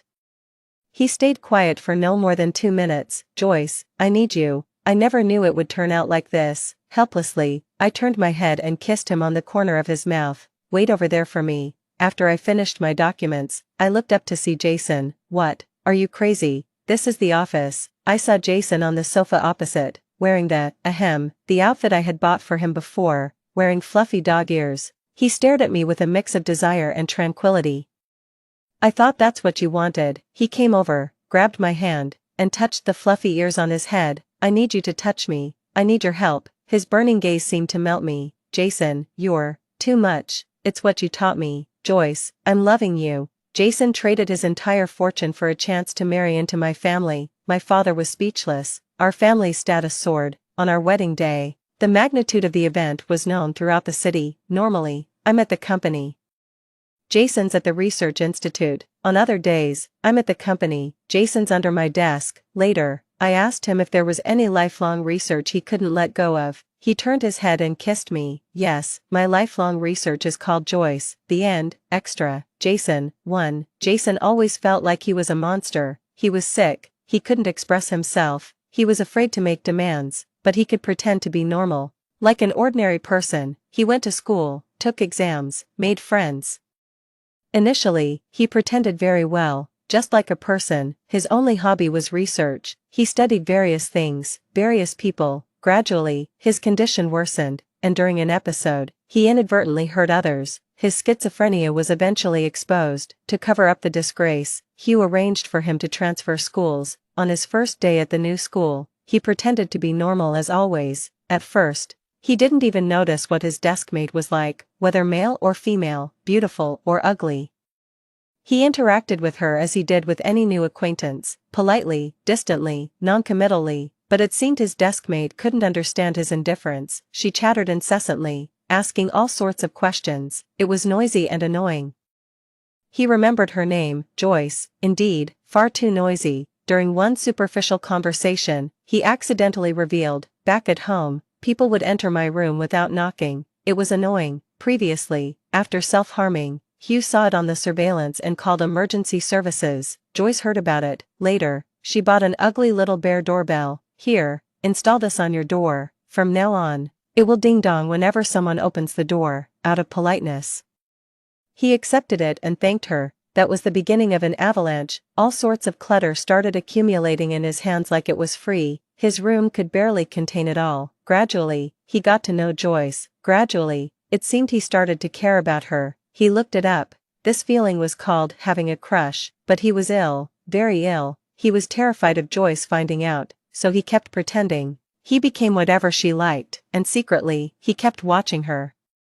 Seeing her smile at others made him jealous. Seeing her talk to others made him wish he could eliminate them. Unexpectedly, he had an episode right in front of Joyce. Reviewing the surveillance footage later, he was extremely cautious even in his breathing. Can you tell me what you are studying? Studying Joyce. Studying how to make her not fear his true self. Studying how to make her like him too. Strangely, he who was usually capable of anything, now faced difficulties and obstacles. He couldn't figure it out. Joyce said, you can just tell her. She won't reject you. She was just comforting herself. She would reject him, definitely. So after she lulled him to sleep, she left. That day, he really wanted to die. He heard Susan's voice again, saw Susan again. It was me who brought you into this world, and it should be me who takes you out. Let's die together. Jason, come on. She was hysterical, urging him. He picked up the sharpened triangular ruler hidden under his bed slat. He didn't know how many times he slashed. His phone rang. It was Joyce's special ringtone. I had to go home for a bit. Are you awake? In that moment, her voice seemed to dispel all the darkness. He played it over and over, until the phone rang again. A more vivid voice came through. Do you have time tomorrow? Let's go to the West City and check out the haunted house there. They say it's super thrilling, just the two of us. His initial reaction was joy, then fear. He deliberately delayed his morning to pick up his medication, hoping to prevent another episode that might frighten her. But then, Hugh called him. He was furious, turned off his GPS, and disconnected the cameras, so he didn't have time to take his medicine, and he was in a hurry to meet her. When he got out of the car, he was sweating profusely. He also felt guilty, afraid that she would notice. Fortunately, all was still well. During the haunted house visit, Joyce clung to him. He felt a thrill. But his condition did not allow for excitement. Realizing he was losing control, he pretended to see a ghost and hid from her to swallow his pills. What was she trying to say at that moment? He didn't know. He just thought she smelled so good, her body so soft. No, she mustn't get any closer. Unexpectedly, Joyce confessed her feelings. Under the evening breeze and the fiery sunset, she repeated every word. I like you, Jason. He was so elated he felt like he could explode. He wanted so badly to accept her, but then Hugh called. His beautiful dream was abruptly shattered. He began to feel scared. To evade, he didn't deserve her. He hid himself, and secretly watched Joyce. She kept looking for him. While he was happy, he dared not show himself. He was a monster. He could hurt her. He felt terrible. He missed her, yet Joyce still found him. He couldn't hide in time. Her reasoning was so persuasive. They moved in together. He was so happy, and so scared. Because his issues were slowly revealing themselves, Joyce hit him. After hitting him, she might as well not leave, but he couldn't bring himself to say it. She told him mouths are made for speaking. She taught him, say you can't bear to lose me, you need me, miss me, love me, such regret. I don't. He received a kiss, a careful, gentle one, filled with consolation. Turns out, voicing your needs can indeed be met with fulfillment and reward, not scolding or beating. Joyce taught him another lesson. To love himself, but he loved her more. She said, for me, then, stand on high places. We should meet at the peak, not cling to each other. At that moment, he seemed to understand. She also loved him deeply. Joyce taught him step by step. He learned to love her, in her way, only her. She worked hard to make him normal. He kept getting better. It turns out, his initial plea for help had indeed saved him. The moon in his dreams was not a mere reflection in the water. Story 2. I am the cherished first love of a wealthy family who was brought back to life 4 years after my death. By then, my replacement had already taken my place successfully, wearing my face and taunting me smugly. Everything that was yours is now mine. You're too late. However, she didn't realize that the allure of the beloved first love is so strong that once I appear, everyone abandons their principles to come to me. 1. I'm back, Mom. As I pushed open the grand doors of the Shin family home without any resistance, I greeted my mother, who was sitting on the sofa, with a smile. Just like every time I returned home, it seemed like an ordinary day, but suddenly, there was a loud clang. It was the sound of her teacup smashing on the floor. Her response to my return was a tearful cry. My Yushi is back. I am Shin Yushi, the young mistress of the Shin family, who died from heart failure, in my dying moments. I was bound by a system for quick transmigration, and I realized that I was just the tragically early deceased first love in a story about replacements. The real protagonist is my look-alike replacement. Due to her appearance, she crossed social classes and caught the attention of the wealthy elite, becoming the darling of their world. Eventually, my parents took her as their goddaughter, my childhood friend became her lover, and my younger brother obeyed her every command. She received everyone's love, but all this was predicated on my death. So, when the system asked if I was willing to complete the task and return to life in my original world, I didn't hesitate to agree. Why should my life be a mere stepping stone for someone else, even my tragic death being used as a starting point for someone else's happiness? So, I came back. Mom, it's me. I'm back. My mother's embrace was as warm as ever, but now it felt almost suffocatingly tight. As if she was afraid that I would disappear if she let go, I sighed and gently patted her frail body, comforting her. The system altered memories, changing my death from a futile medical rescue 4 years ago to a disappearance in a maritime accident. She thought she had been searching for me day after day for years, now, regained what was lost. However, this tearful mother-daughter reunion was soon interrupted by a noise at the door. 2. Mom, look what we bought for you. Before she even appeared, a sweet yet unfamiliar female voice rang out. A young girl carrying a box of pastries rushed in first. Soon after, I heard an extremely familiar voice, filled with indulgence. Slow down, don't run. With just that phrase, I recognized him. Xiajihe, the boy I grew up with. Mom, do we have guests? Why are you crying? This was my brother, Shinju. who spoke as he entered, but with my back to him, he couldn't recognize me. He only saw our mother and a young girl embracing and crying, and he hesitated before asking. I felt my mother grip my hand even tighter, her eyes red and lips trembling, wanting to speak but tears kept flowing. Mom, don't cry, what's going on? Who is this sister? Ah, Jiha, why are you pinching me? It hurts, the sweet voice spoke again, this time with a hint of whining complaint. Jiha seemed to sense something. His intense gaze fixed on my back, indifferent to the young girl's complaint, his Adam's apple moving as he tried to utter a familiar but long strange name. Why is everyone acting so weird today? The security guard at the door even said I had just come back a while ago. How strange, the girl muttered, glancing at our crying mother. I glanced at my silent brother and Xia Zhiheng, whose mood was visibly off. Finally, my gaze rested on myself, and a sudden uneasy premonition rose in my heart. As if to confirm this premonition, I emerged from my mother's embrace, turned my head, and looked at them. Ah Ju, Zhiheng, long time no see, Yushi. Xia Zhiheng's voice trembled almost imperceptibly, while Shinju was much more outspoken. Shin Yushi, you dare to come back, where have you been all these years? Did you know I really thought you were dead? How could you? The 18-year-old boy was far from composed, he spoke through clenched teeth, his eyes frighteningly red. Tears falling like tiny pearls uncontrollably, feeling guilty, I patted his shoulder. Ah Ju has grown up, back then, he was just a 14-year-old kid, and now he's all grown up. Seemingly unable to hold back any longer, he rested his head on my shoulder, sobbing softly. Sister, I missed you so much. This was a reunion filled with both sadness and joy. It was only when a food container dropped to the ground that everyone noticed the girl who had been standing at the door, silent until now. I looked at her, her face, so similar to mine, had lost all color and looked terribly disheveled. We sat down together for a dinner where everyone had different thoughts, surrounded by dishes I loved. My mother kept serving me food zealously, while Shinju peeled shrimp for me conscientiously. When Xia Zhiheng subconsciously placed my favorite plum pork ribs into Yun Tian's bowl, everyone paused momentarily. Thank you. Yun Tian tightened her palm, her tone calm as she thanked him. Her first words since learning of my identity. Xia Zhiheng paused, then responded faintly. I didn't let the undercurrents at the dinner table bother me and continued eating calmly. Your room has remained unchanged. I've been cleaning it every day myself. Now that you're back, go rest well. The doctor will come to check on you later, and your father will be back tomorrow. My mother's incessant chatter was her way of showing care, and I responded to each point.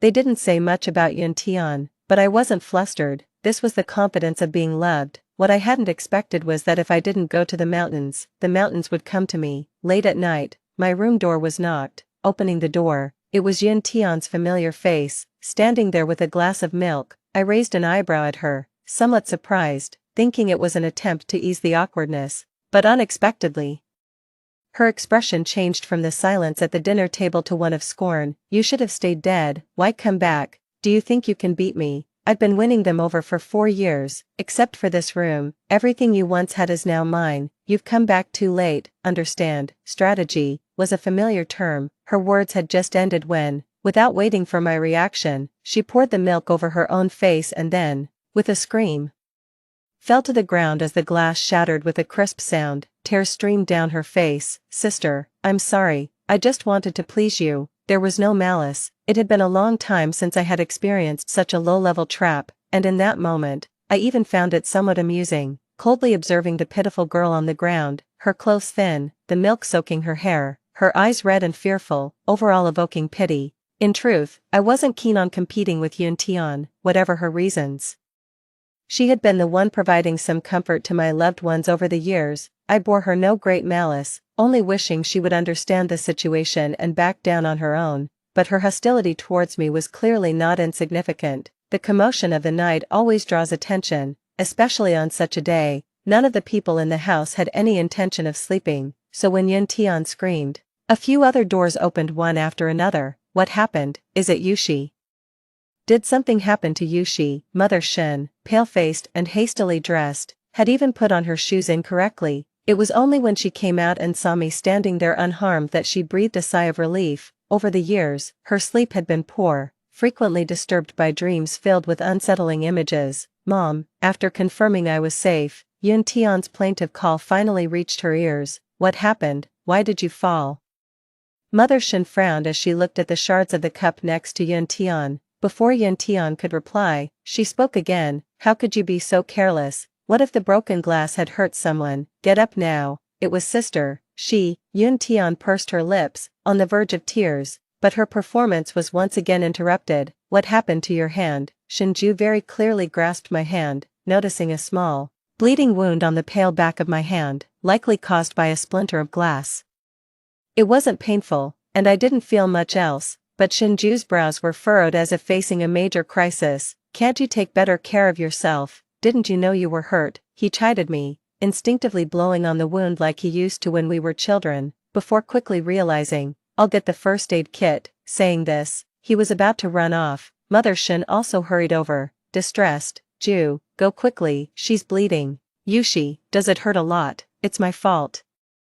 I didn't notice you were hurt. She held my injured hand, filled with guilt. Yun Tian, once again ignored by everyone, couldn't help but twist her face in a moment of frustration. Ever since her face had helped her marry into a wealthy family, she hadn't tasted defeat, the doting of her parents, the care from her lover, and the attention from her younger brother were all within easy reach. She thought she was the happiest person in the world, but why did the deceased have to come back to life? Mom, it's okay, it's not painful. I noticed Yun Tian's resentment and jealousy, knowing she wouldn't let this go easily. Some things, when possessed for too long, are subconsciously assumed to be one's own. Mom, I'm in pain, I'm hurt too. Yun Tian, seizing the moment when Mother Shin was distracted, grabbed a piece of glass, her palm bleeding profusely. She spread out her cut palm pitifully, tears welling up in her eyes, longing for her mother's attention and affection. The first aid kit, I've got it. Shinju appeared just in time, pausing briefly as he saw Yun Tian's bloodied hand. Ju, it hurts. She knew exactly which tactics worked best with Shinju. Every time she showed weakness and dependency like this, he would reluctantly but carefully take care of her, always catering to her desires. Though it was just a brief pause, she saw it as a sign of hope and called out again. Ju. Shinju pursed his lips, the first aid kit in his hands now taken by Mother Shin, who hurriedly pulled me into the room to treat my wound. Ju, help her up. Of course, I was aware of the neglect from my mother and brother, focused more on me, partly because they feared I would feel uncomfortable because of Yun Tian. After all, having such a similar face, I wasn't naive and understood well the role she had played during my absence. My speaking out was unexpected even to my mother. She paused, looked back, and since Shinju always listened to me, he carefully navigated around the debris to help Yun Tian up from the ground. Ah Ju, do you and Mom dislike me now? Yun Tian stood up, leaning on his strength, her eyes red with grievance. All her pretense couldn't stand up against a single sentence from me. Shinju did not answer her. I just wanted to bring a cup of milk to my sister. I really didn't mean any harm. I don't know why she pushed me. Mom ignores me. My sister hates me. Ah Ju, are you trying to drive me away? Ah Ju, if I apologize to my sister, will she forgive me? I don't want to leave you all. My sister, Yun Tian. Shinju called her name indifferently, stopping her mid-sentence. She snapped out of her emotions and looked up at Shinju. His calm gaze met hers. As if he were looking at a stranger, he said, Shinyushi is my sister. With that one statement, Yun Tian understood his implication. Shinyushi was his sister, not hers, so her constant reference to Yushi as sister was incorrect. Shinyushi was his sister, and thus his trust in her was unconditional. He wouldn't believe a word against her. Tears fell one by one from Yun Tian's eyes as she spoke stubbornly. What about me? Ah Ju, what do these 3 years we spent together mean? You used to call me sister too. Her voice trailed off, choked with emotion. I never did. I never called you sister. Shinju denied. He had never called Yun Tian sister, except maybe the first time they met when he thought she was someone else. Yun Tian choked up, recalling that instance, realizing Shinju was mostly silent. She thought he was just not very talkative. She hadn't expected that he had always clearly distinguished between his real sister and her. Not even sparing the term sister, but she couldn't believe it. After 3 years of living together, she couldn't accept that Shinju had no feelings for her at all. Are we not family? She murmured to herself. This time, Shinju did not respond. He just gave Yun Tian a deep look and turned to go inside. Yun Tian's expression changed several times before she fell silent and followed Shinju inside. This was her first time entering this room, previously as taboo as any other. After becoming the adopted daughter of the Shin family, The room was styled completely differently from hers, yet every detail was exquisite. She had always thought that one day she would live here as the mistress, but in the end, it was its true master who opened it. My wound had been treated, and I hadn't missed the commotion at the door. Miss Yun's wound should be treated too. Ah Ju, help her out, the medicine box is here. I spoke up, my voice gentle and kind.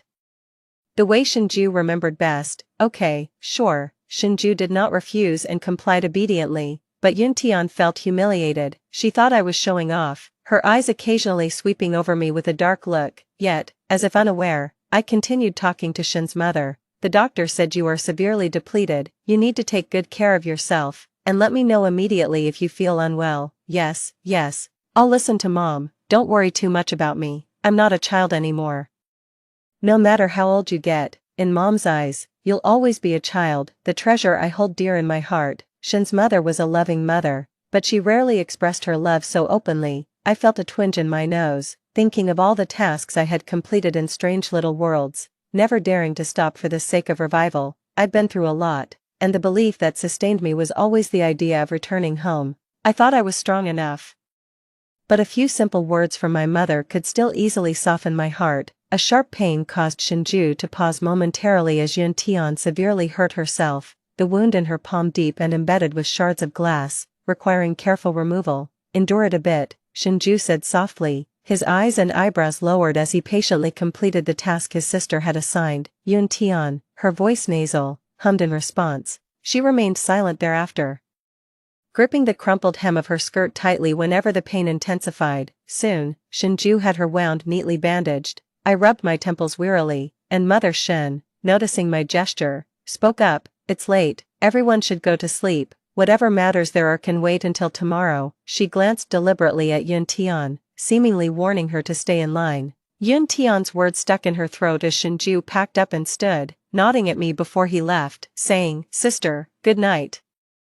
I smiled and responded warmly, Ah Ju, see you tomorrow seemed more hopeful than just good night. And Shinju's steps lightened a bit. Mother Shen had left with Yun Tian, and I knew they probably had more to discuss. Sure enough, just as I closed my eyes, I heard voices. My experiences as a task performer had left me with some unusual abilities and talents. Tian, is your hand okay? It was Mother's gentle voice, followed soon by a weeping female voice. Mom, I thought you didn't want me anymore. It hurts so much. My hand and my heart both hurt. Why didn't you pay attention to me just now?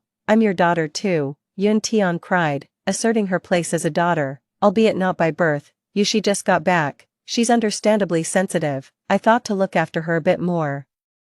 Can you understand, Mom, you're all my children, and I love you all the same. Besides, you've been by my side for so many years, how could I not want you? Silly child, don't overthink it. Tomorrow I'll have a doctor come over to properly bandage your hand again. We can't have any scars. Mother Shen switched from her cold demeanor in front of me to a completely different, caring tone. I listened, my brow furrowing, not understanding her intentions, until Yun Tian spoke up again. I knew Mom loved me too. Sister is just too sensitive. I didn't mean to compete with her. I genuinely wanted to be part of this family. She's really hostile towards me. She even purposely. Yes, Tian, you're a good child. I'll speak to Yushi about this. You'll just have to bear with it for a bit. I'll need to check the surveillance footage tomorrow to see who's been negligent. Yushi mentioned you tripped over something outside her room door, which is quite dangerous, causing both of you to get injured. Mother Shen interrupted Yun Tian, speaking mostly to herself, her tone slightly annoyed as if she was truly displeased with the careless work of the servants. Yun Tian choked up, surveillance, so there were cameras at the room door. No wonder Shinju didn't believe her earlier. It's not that, I was just careless and tripped over myself. Mom, you don't need to bother, I'll be more careful next time. I'm sorry for also causing sister to get hurt. Yun Tian quickly changed her statement, swallowing back any accusation she was about to make. She can't shoot herself in the foot. Oh, is that so? Shen's mother seemed somewhat surprised. Yes, it's my fault for still being so impetuous at my age. I'll apologize to my sister tomorrow, Yun Tian said surprisingly easily. It might be because she was overly confident about their relationship over the years. To her, it was just a minor hiccup that didn't matter much. 11. Host, are you feeling sad? The quiet outside had returned, but I was still pondering the conversation between my mother and Yun Tian. although my mother seemed to have little affection for Yun Tian, she was very comforting behind the scenes. Every word seemed meaningful, appearing to show concern, but in reality, they were all meant to favor me. And Yun Tian, why did she so easily believe what my mother said? I was reminded of the term strategy she used. Does she also have a system like me? Before I could figure it out, the system, which had been unbound, suddenly spoke in my mind, asking if I was feeling sad. I paused, somewhat astonished. Why have you come back? I still want to see if the life you chose is worse than listening to me, not returning to the original world, and choosing immortality. No, this is where I belong. I shook my head, denying the system's words. But your mother has acknowledged another daughter. You're not the only one anymore. Like all the past world's beloveds, you will eventually be replaced by a substitute. No, maybe you have already been replaced. Isn't it good to live in memories where one is always cherished? The system didn't quite understand human emotions. It could only analyze from actual situations. That won't happen. I trust my mother. A mother's love for her child cannot be faked, and I firmly believe she loves me deeply. My conversation with the system ended with its silence, and I knew it hadn't left for good. The night grew more silent, and I closed my eyes in fatigue. It was my soul that was more exhausted than my body. Though each death wasn't the end, the recurring agony was something I had genuinely experienced. 12. Brother Zhiheng, are you here to take me out? When I saw Xie Zhiheng's figure, Yun Tian had already eagerly thrown herself into his arms. With Shen's mother's comforting words from last night, she felt she hadn't lost.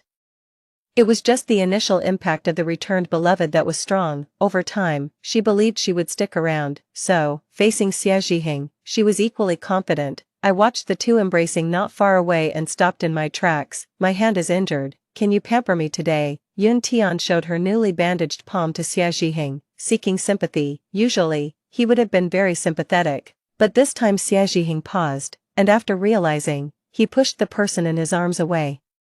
Sorry Tian, I'm not here for you today. Yushi, do you have time for a chat? He looked up at me. I raised an eyebrow, glanced at Yun Tian who was full of hostility towards me, and smiled in agreement. Sure. For the first time, Xie Zhiheng resisted Yun Tian's coquettish behavior, giving us a chance to be alone. In the cafe, we looked at each other in silence, so quiet that I thought he just wanted to have a coffee with me. I thought after such a long time, we would have a lot to talk about. Xie Zhiheng sighed deeply. I stopped stirring my coffee and looked up at him. What do you want to say? You're still the same as before, cutting straight to the point. He didn't leave any room for subtlety. He laughed, seemingly confident in his understanding of me. First, I owe you an apology regarding Yun Tian. I was wrong, he said, admitting his mistake of treating her as a stand-in for me. I will explain things to her clearly. Yushi, do we still have a chance? His gaze was intense as he looked at me, reminiscent of the unresolved tension between us 4 years ago. It's not possible anymore, I replied decisively, leaving Xie Zhiheng stunned. He froze, unable to comprehend why I would respond this way. Why? He asked almost reflexively. Simply because I don't like you anymore, I answered without any burden.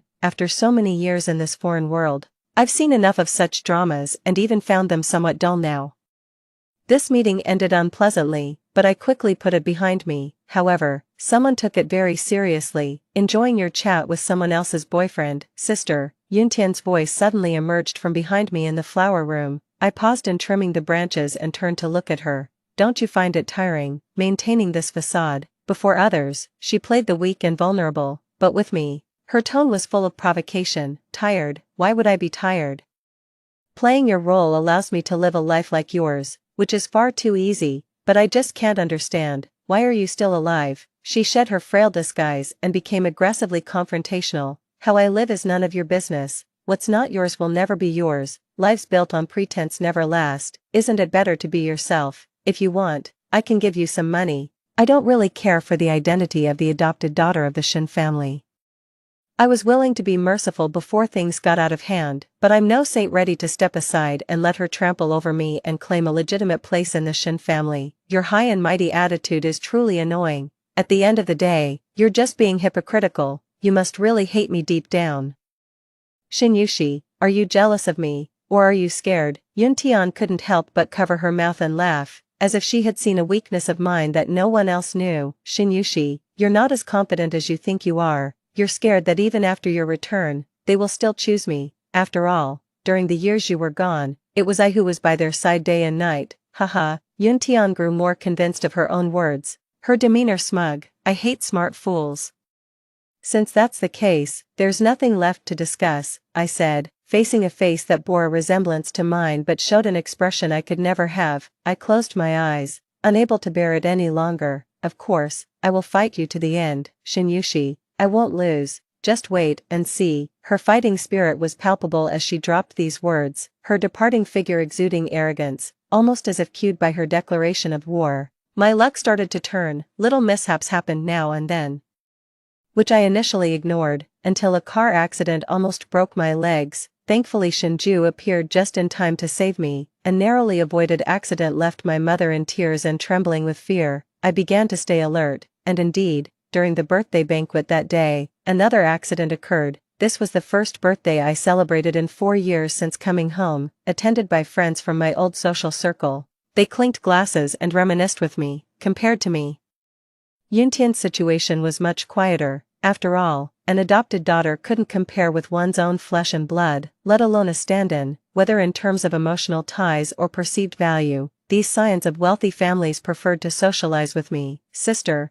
this drink is for you, Yuntian said politely in front of others, almost too sweetly. I didn't take her glass but chose another from the waiter's tray. Then I'll have the same as sister, she said, casting a subtle glance my way. I was willing to maintain the facade of cordiality with her and slightly nodded in agreement. She took the initiative to toast me, and in this battle between the true principal and the substitute, it seemed unsurprising that I had the upper hand, but I knew Yuntian wasn't someone who would give up easily. Almost as soon as she made a move, I signaled with my eyes for someone to follow her. Soon after, a piercing scream erupted. Yuntian emerged from Shinju's room, her dress torn and her face flushed. Stumbling as she ran, my heart tightened until a waiter passing by slipped something into my hand, calming me down. Why did you drug my drink? Yuntian accused, blushing with shame before fainting. Immediately, someone dialed for a doctor. The guests present, spurred by her outcry, cast strange glances my way. Some more perceptive ones even thought to take their leave. Not wanting to offend anyone lightly, however, I spoke up at this moment.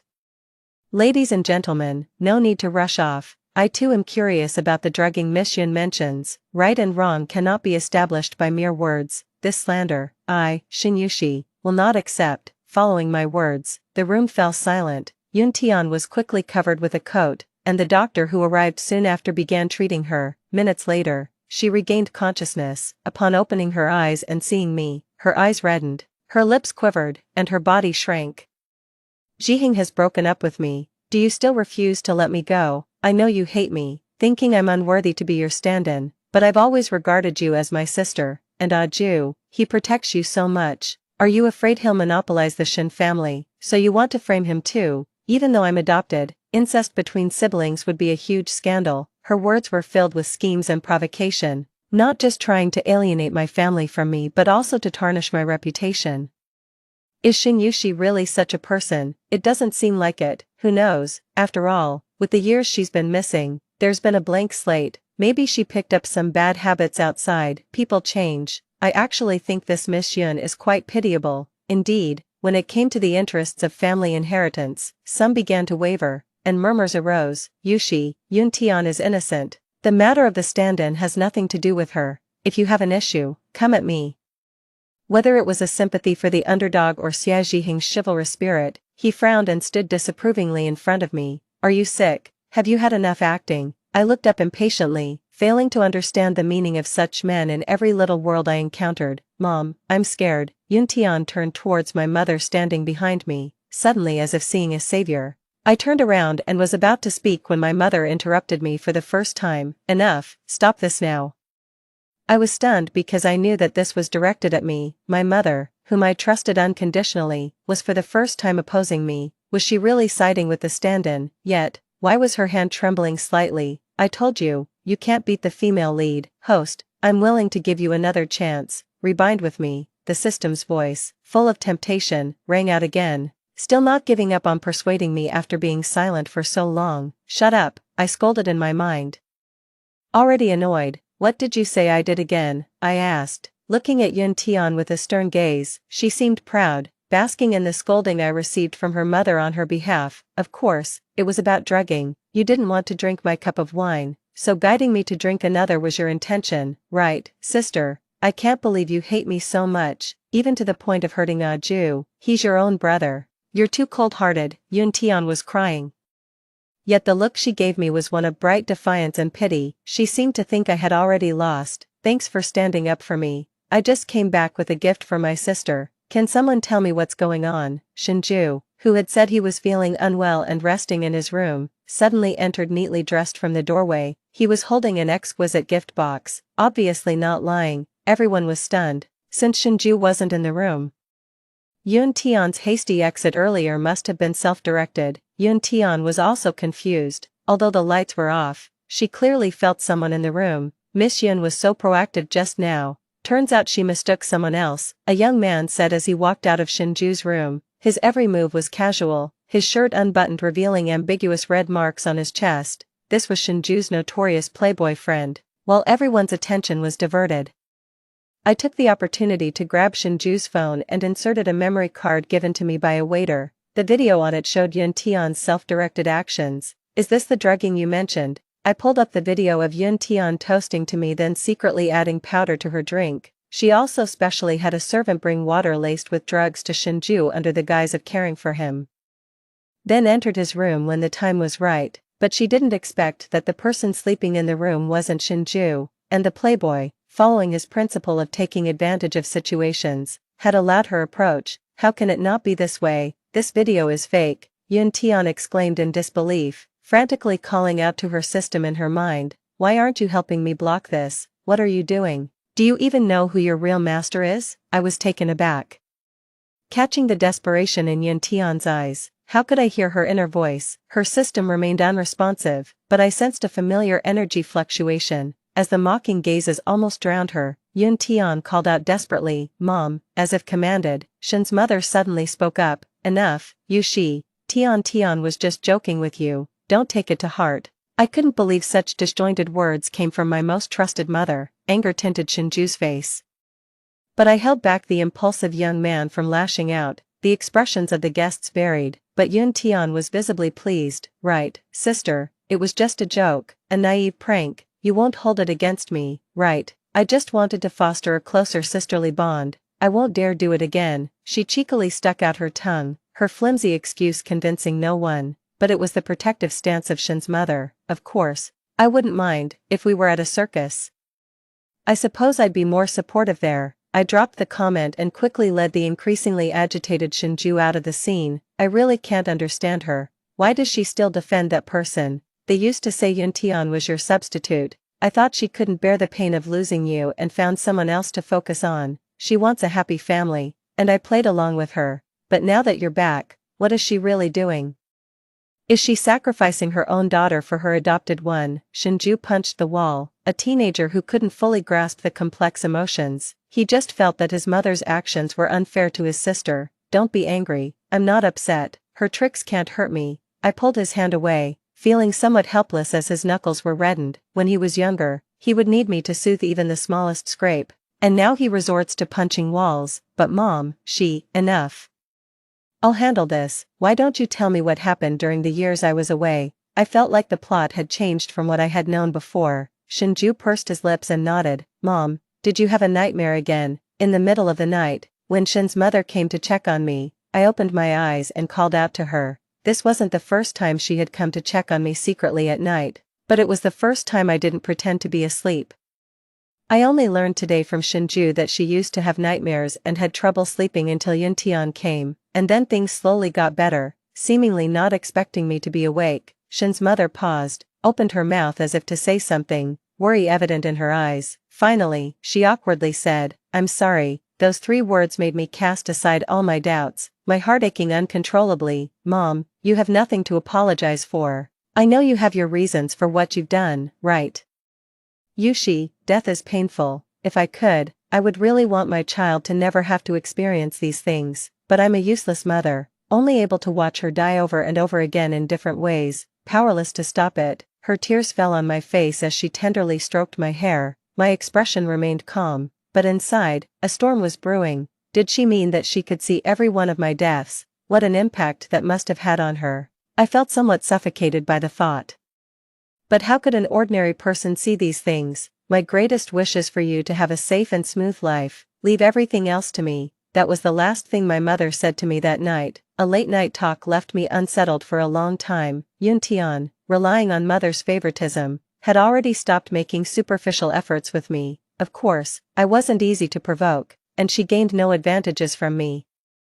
The most recent conflict was about a set of jewelry that Shin's mother had given me. Sister, how does it look? Yun Tian, wearing the necklace I had only worn once, asked me with a smug look in her eyes. Didn't anyone ever tell you that taking without asking is stealing? Put it down, and get out of this room. She dropped her act, and I naturally didn't greet her with a smile. I won't put it down, I want this set.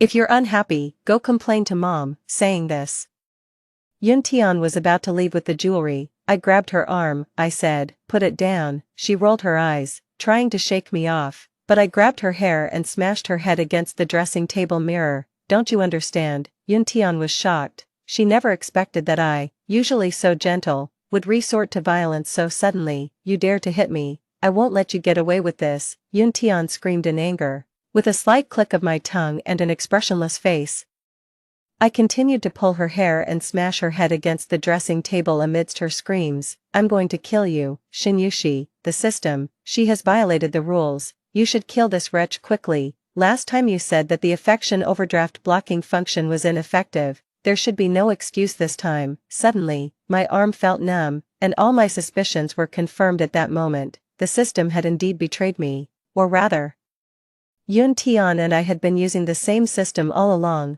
Only harming another user bound to the same system is considered a violation of the rules, and would be punishable. Shin Yushi has unbound from the system and is no longer a mission participant. The system has no authority to erase her. It was the system's familiar voice, but it came from Yun Tian. The drama eventually attracted the attention of the servants, who called Shin's mother. In the living room, Yun Tian played the victim and cried, while I sat opposite her with a cold face, eyes closed, unwilling to watch. Since you two can't get along, Yushi, you should go abroad. For many years, it has been Tian by my side, and I'm used to it. Suddenly, Shin's mother spoke up, and the room fell silent. I opened my eyes and saw Yun Tian barely able to contain her glee, although Shin's mother let her lean on her. The look in her eyes was cold, but Yun Tian, too thrilled, failed to notice.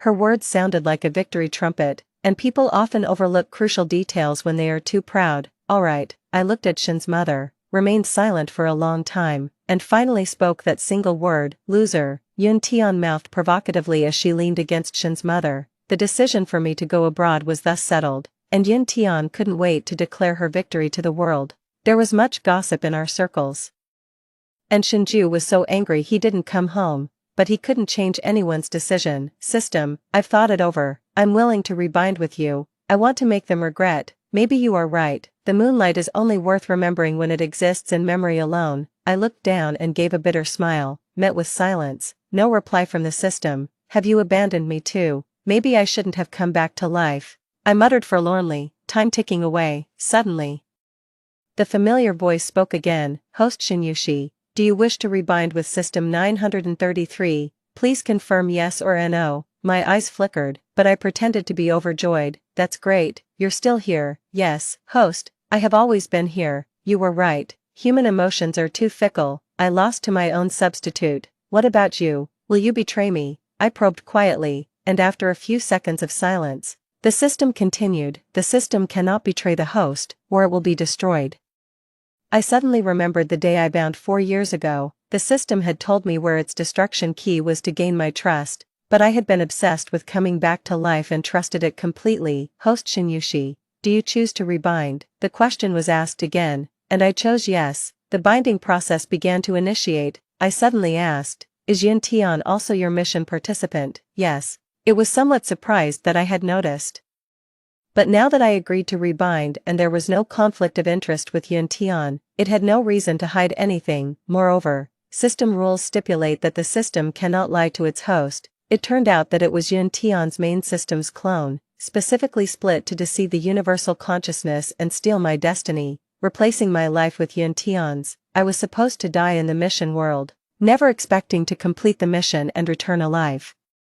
The system had no authority to erase such subjects, it could only fulfill the promise to revive me, yet, upon my return to the original world, just after meeting Yun Tian, that destiny rushed back to me as if coming home. Yun Tian thought it wouldn't be a big issue, with the system's support and years of accrued goodwill, it seemed manageable. I couldn't win against her even after coming back. The allure of the white moonlight was too overwhelming.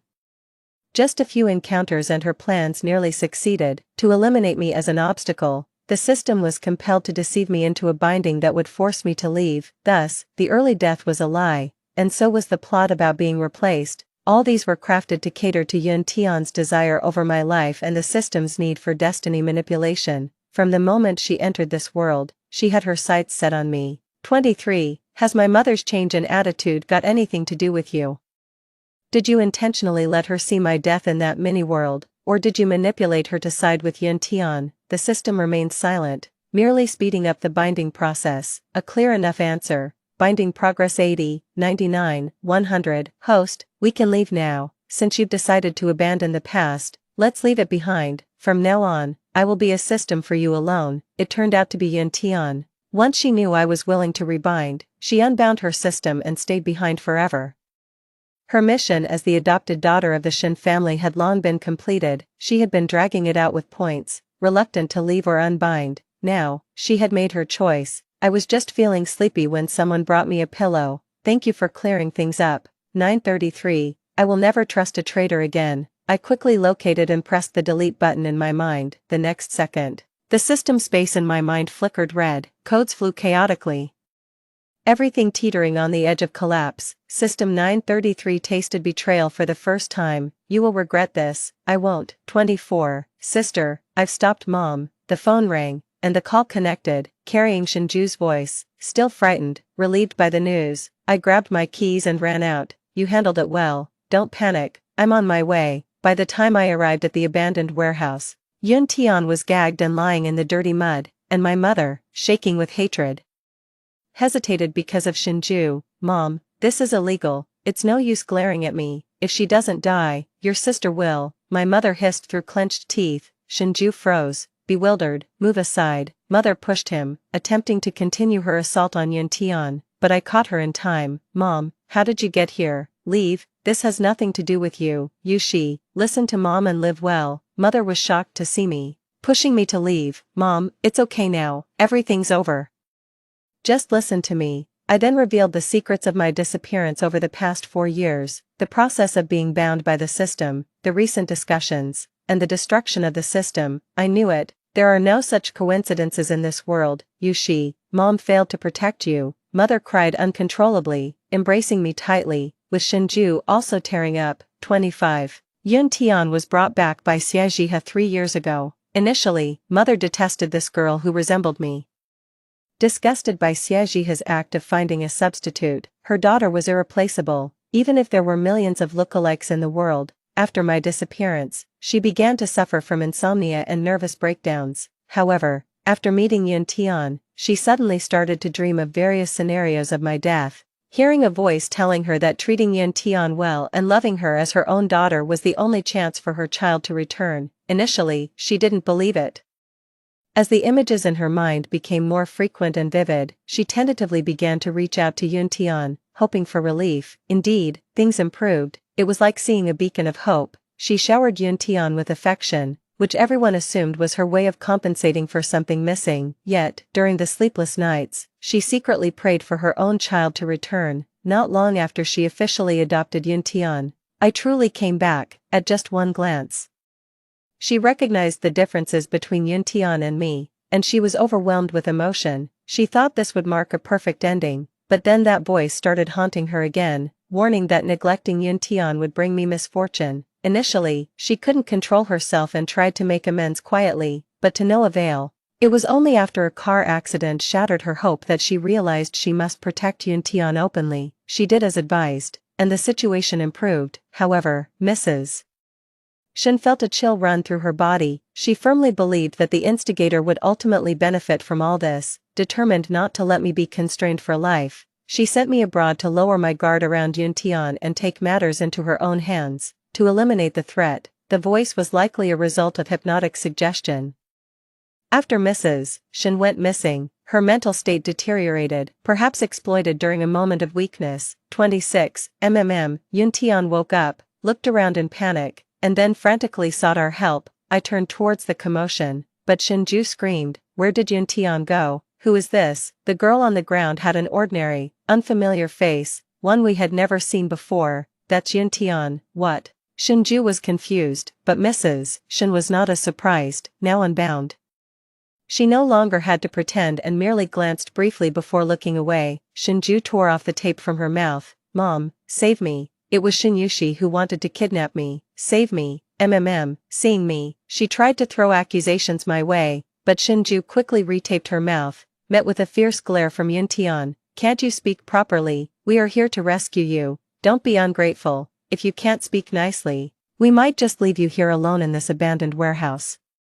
Who knows if those violent criminals might return," Shinju subtly threatened. Naturally, the kidnapping was orchestrated with hired goons, and Yuntian hadn't seen their faces. The Shin family maneuvered behind the scenes. She could find no evidence. Yuntian softened her demeanor, looking pleadingly at us, so Shinju tore off her tape again. Nevertheless, the kidnapping case was left unresolved, with no news leaking from the Shin family. 27 I am Miss Shin, let me in. When Yuntian returned from the hospital, nobody recognized her anymore. Her face bore no resemblance to her former self, and no one believed her claim of being Yuntian. "Stop pretending, everyone knows Miss Shin. Do you think we are blind?" The gates of the villa remained closed, and Yuntian was driven away by security. "I am Yuntian," she fumed, but no one paid her any attention. Until she saw Xie Zhiheng visiting, she approached him. "Zhiheng, they won't let me go home. It must be Shinyushi's doing." "You are?" Xie Zhiheng paused, faced with a stranger. "I am Yuntian. Don't you recognize me either?" Yuntian became agitated, then touched her face and screamed, "Ah, my face, what's happened to my face?" Finally, she saw her reflection in the glass. A face she had long forgotten was her own. Yuntian was devastated, unable to accept it, and stumbled away desperately. Xie Zhiheng thought he had encountered a madwoman and paid her no mind. He was there to apologize. He didn't understand what had happened. He had exhausted their childhood friendship with his words, but he still owed an apology. I didn't accept his apology. He seemed distraught as he left. When I heard from him again, it was somehow related to Yuntian. 28 Yuntian couldn't accept her original appearance, and the system never returned. She didn't lack the desire for revenge, but each attempt ended with her getting caught red-handed. Out of options, she turned her attention to Xie Zhiheng, hoping to start over. But without her previous face, Xie Zhiheng didn't recognize her. In a scuffle,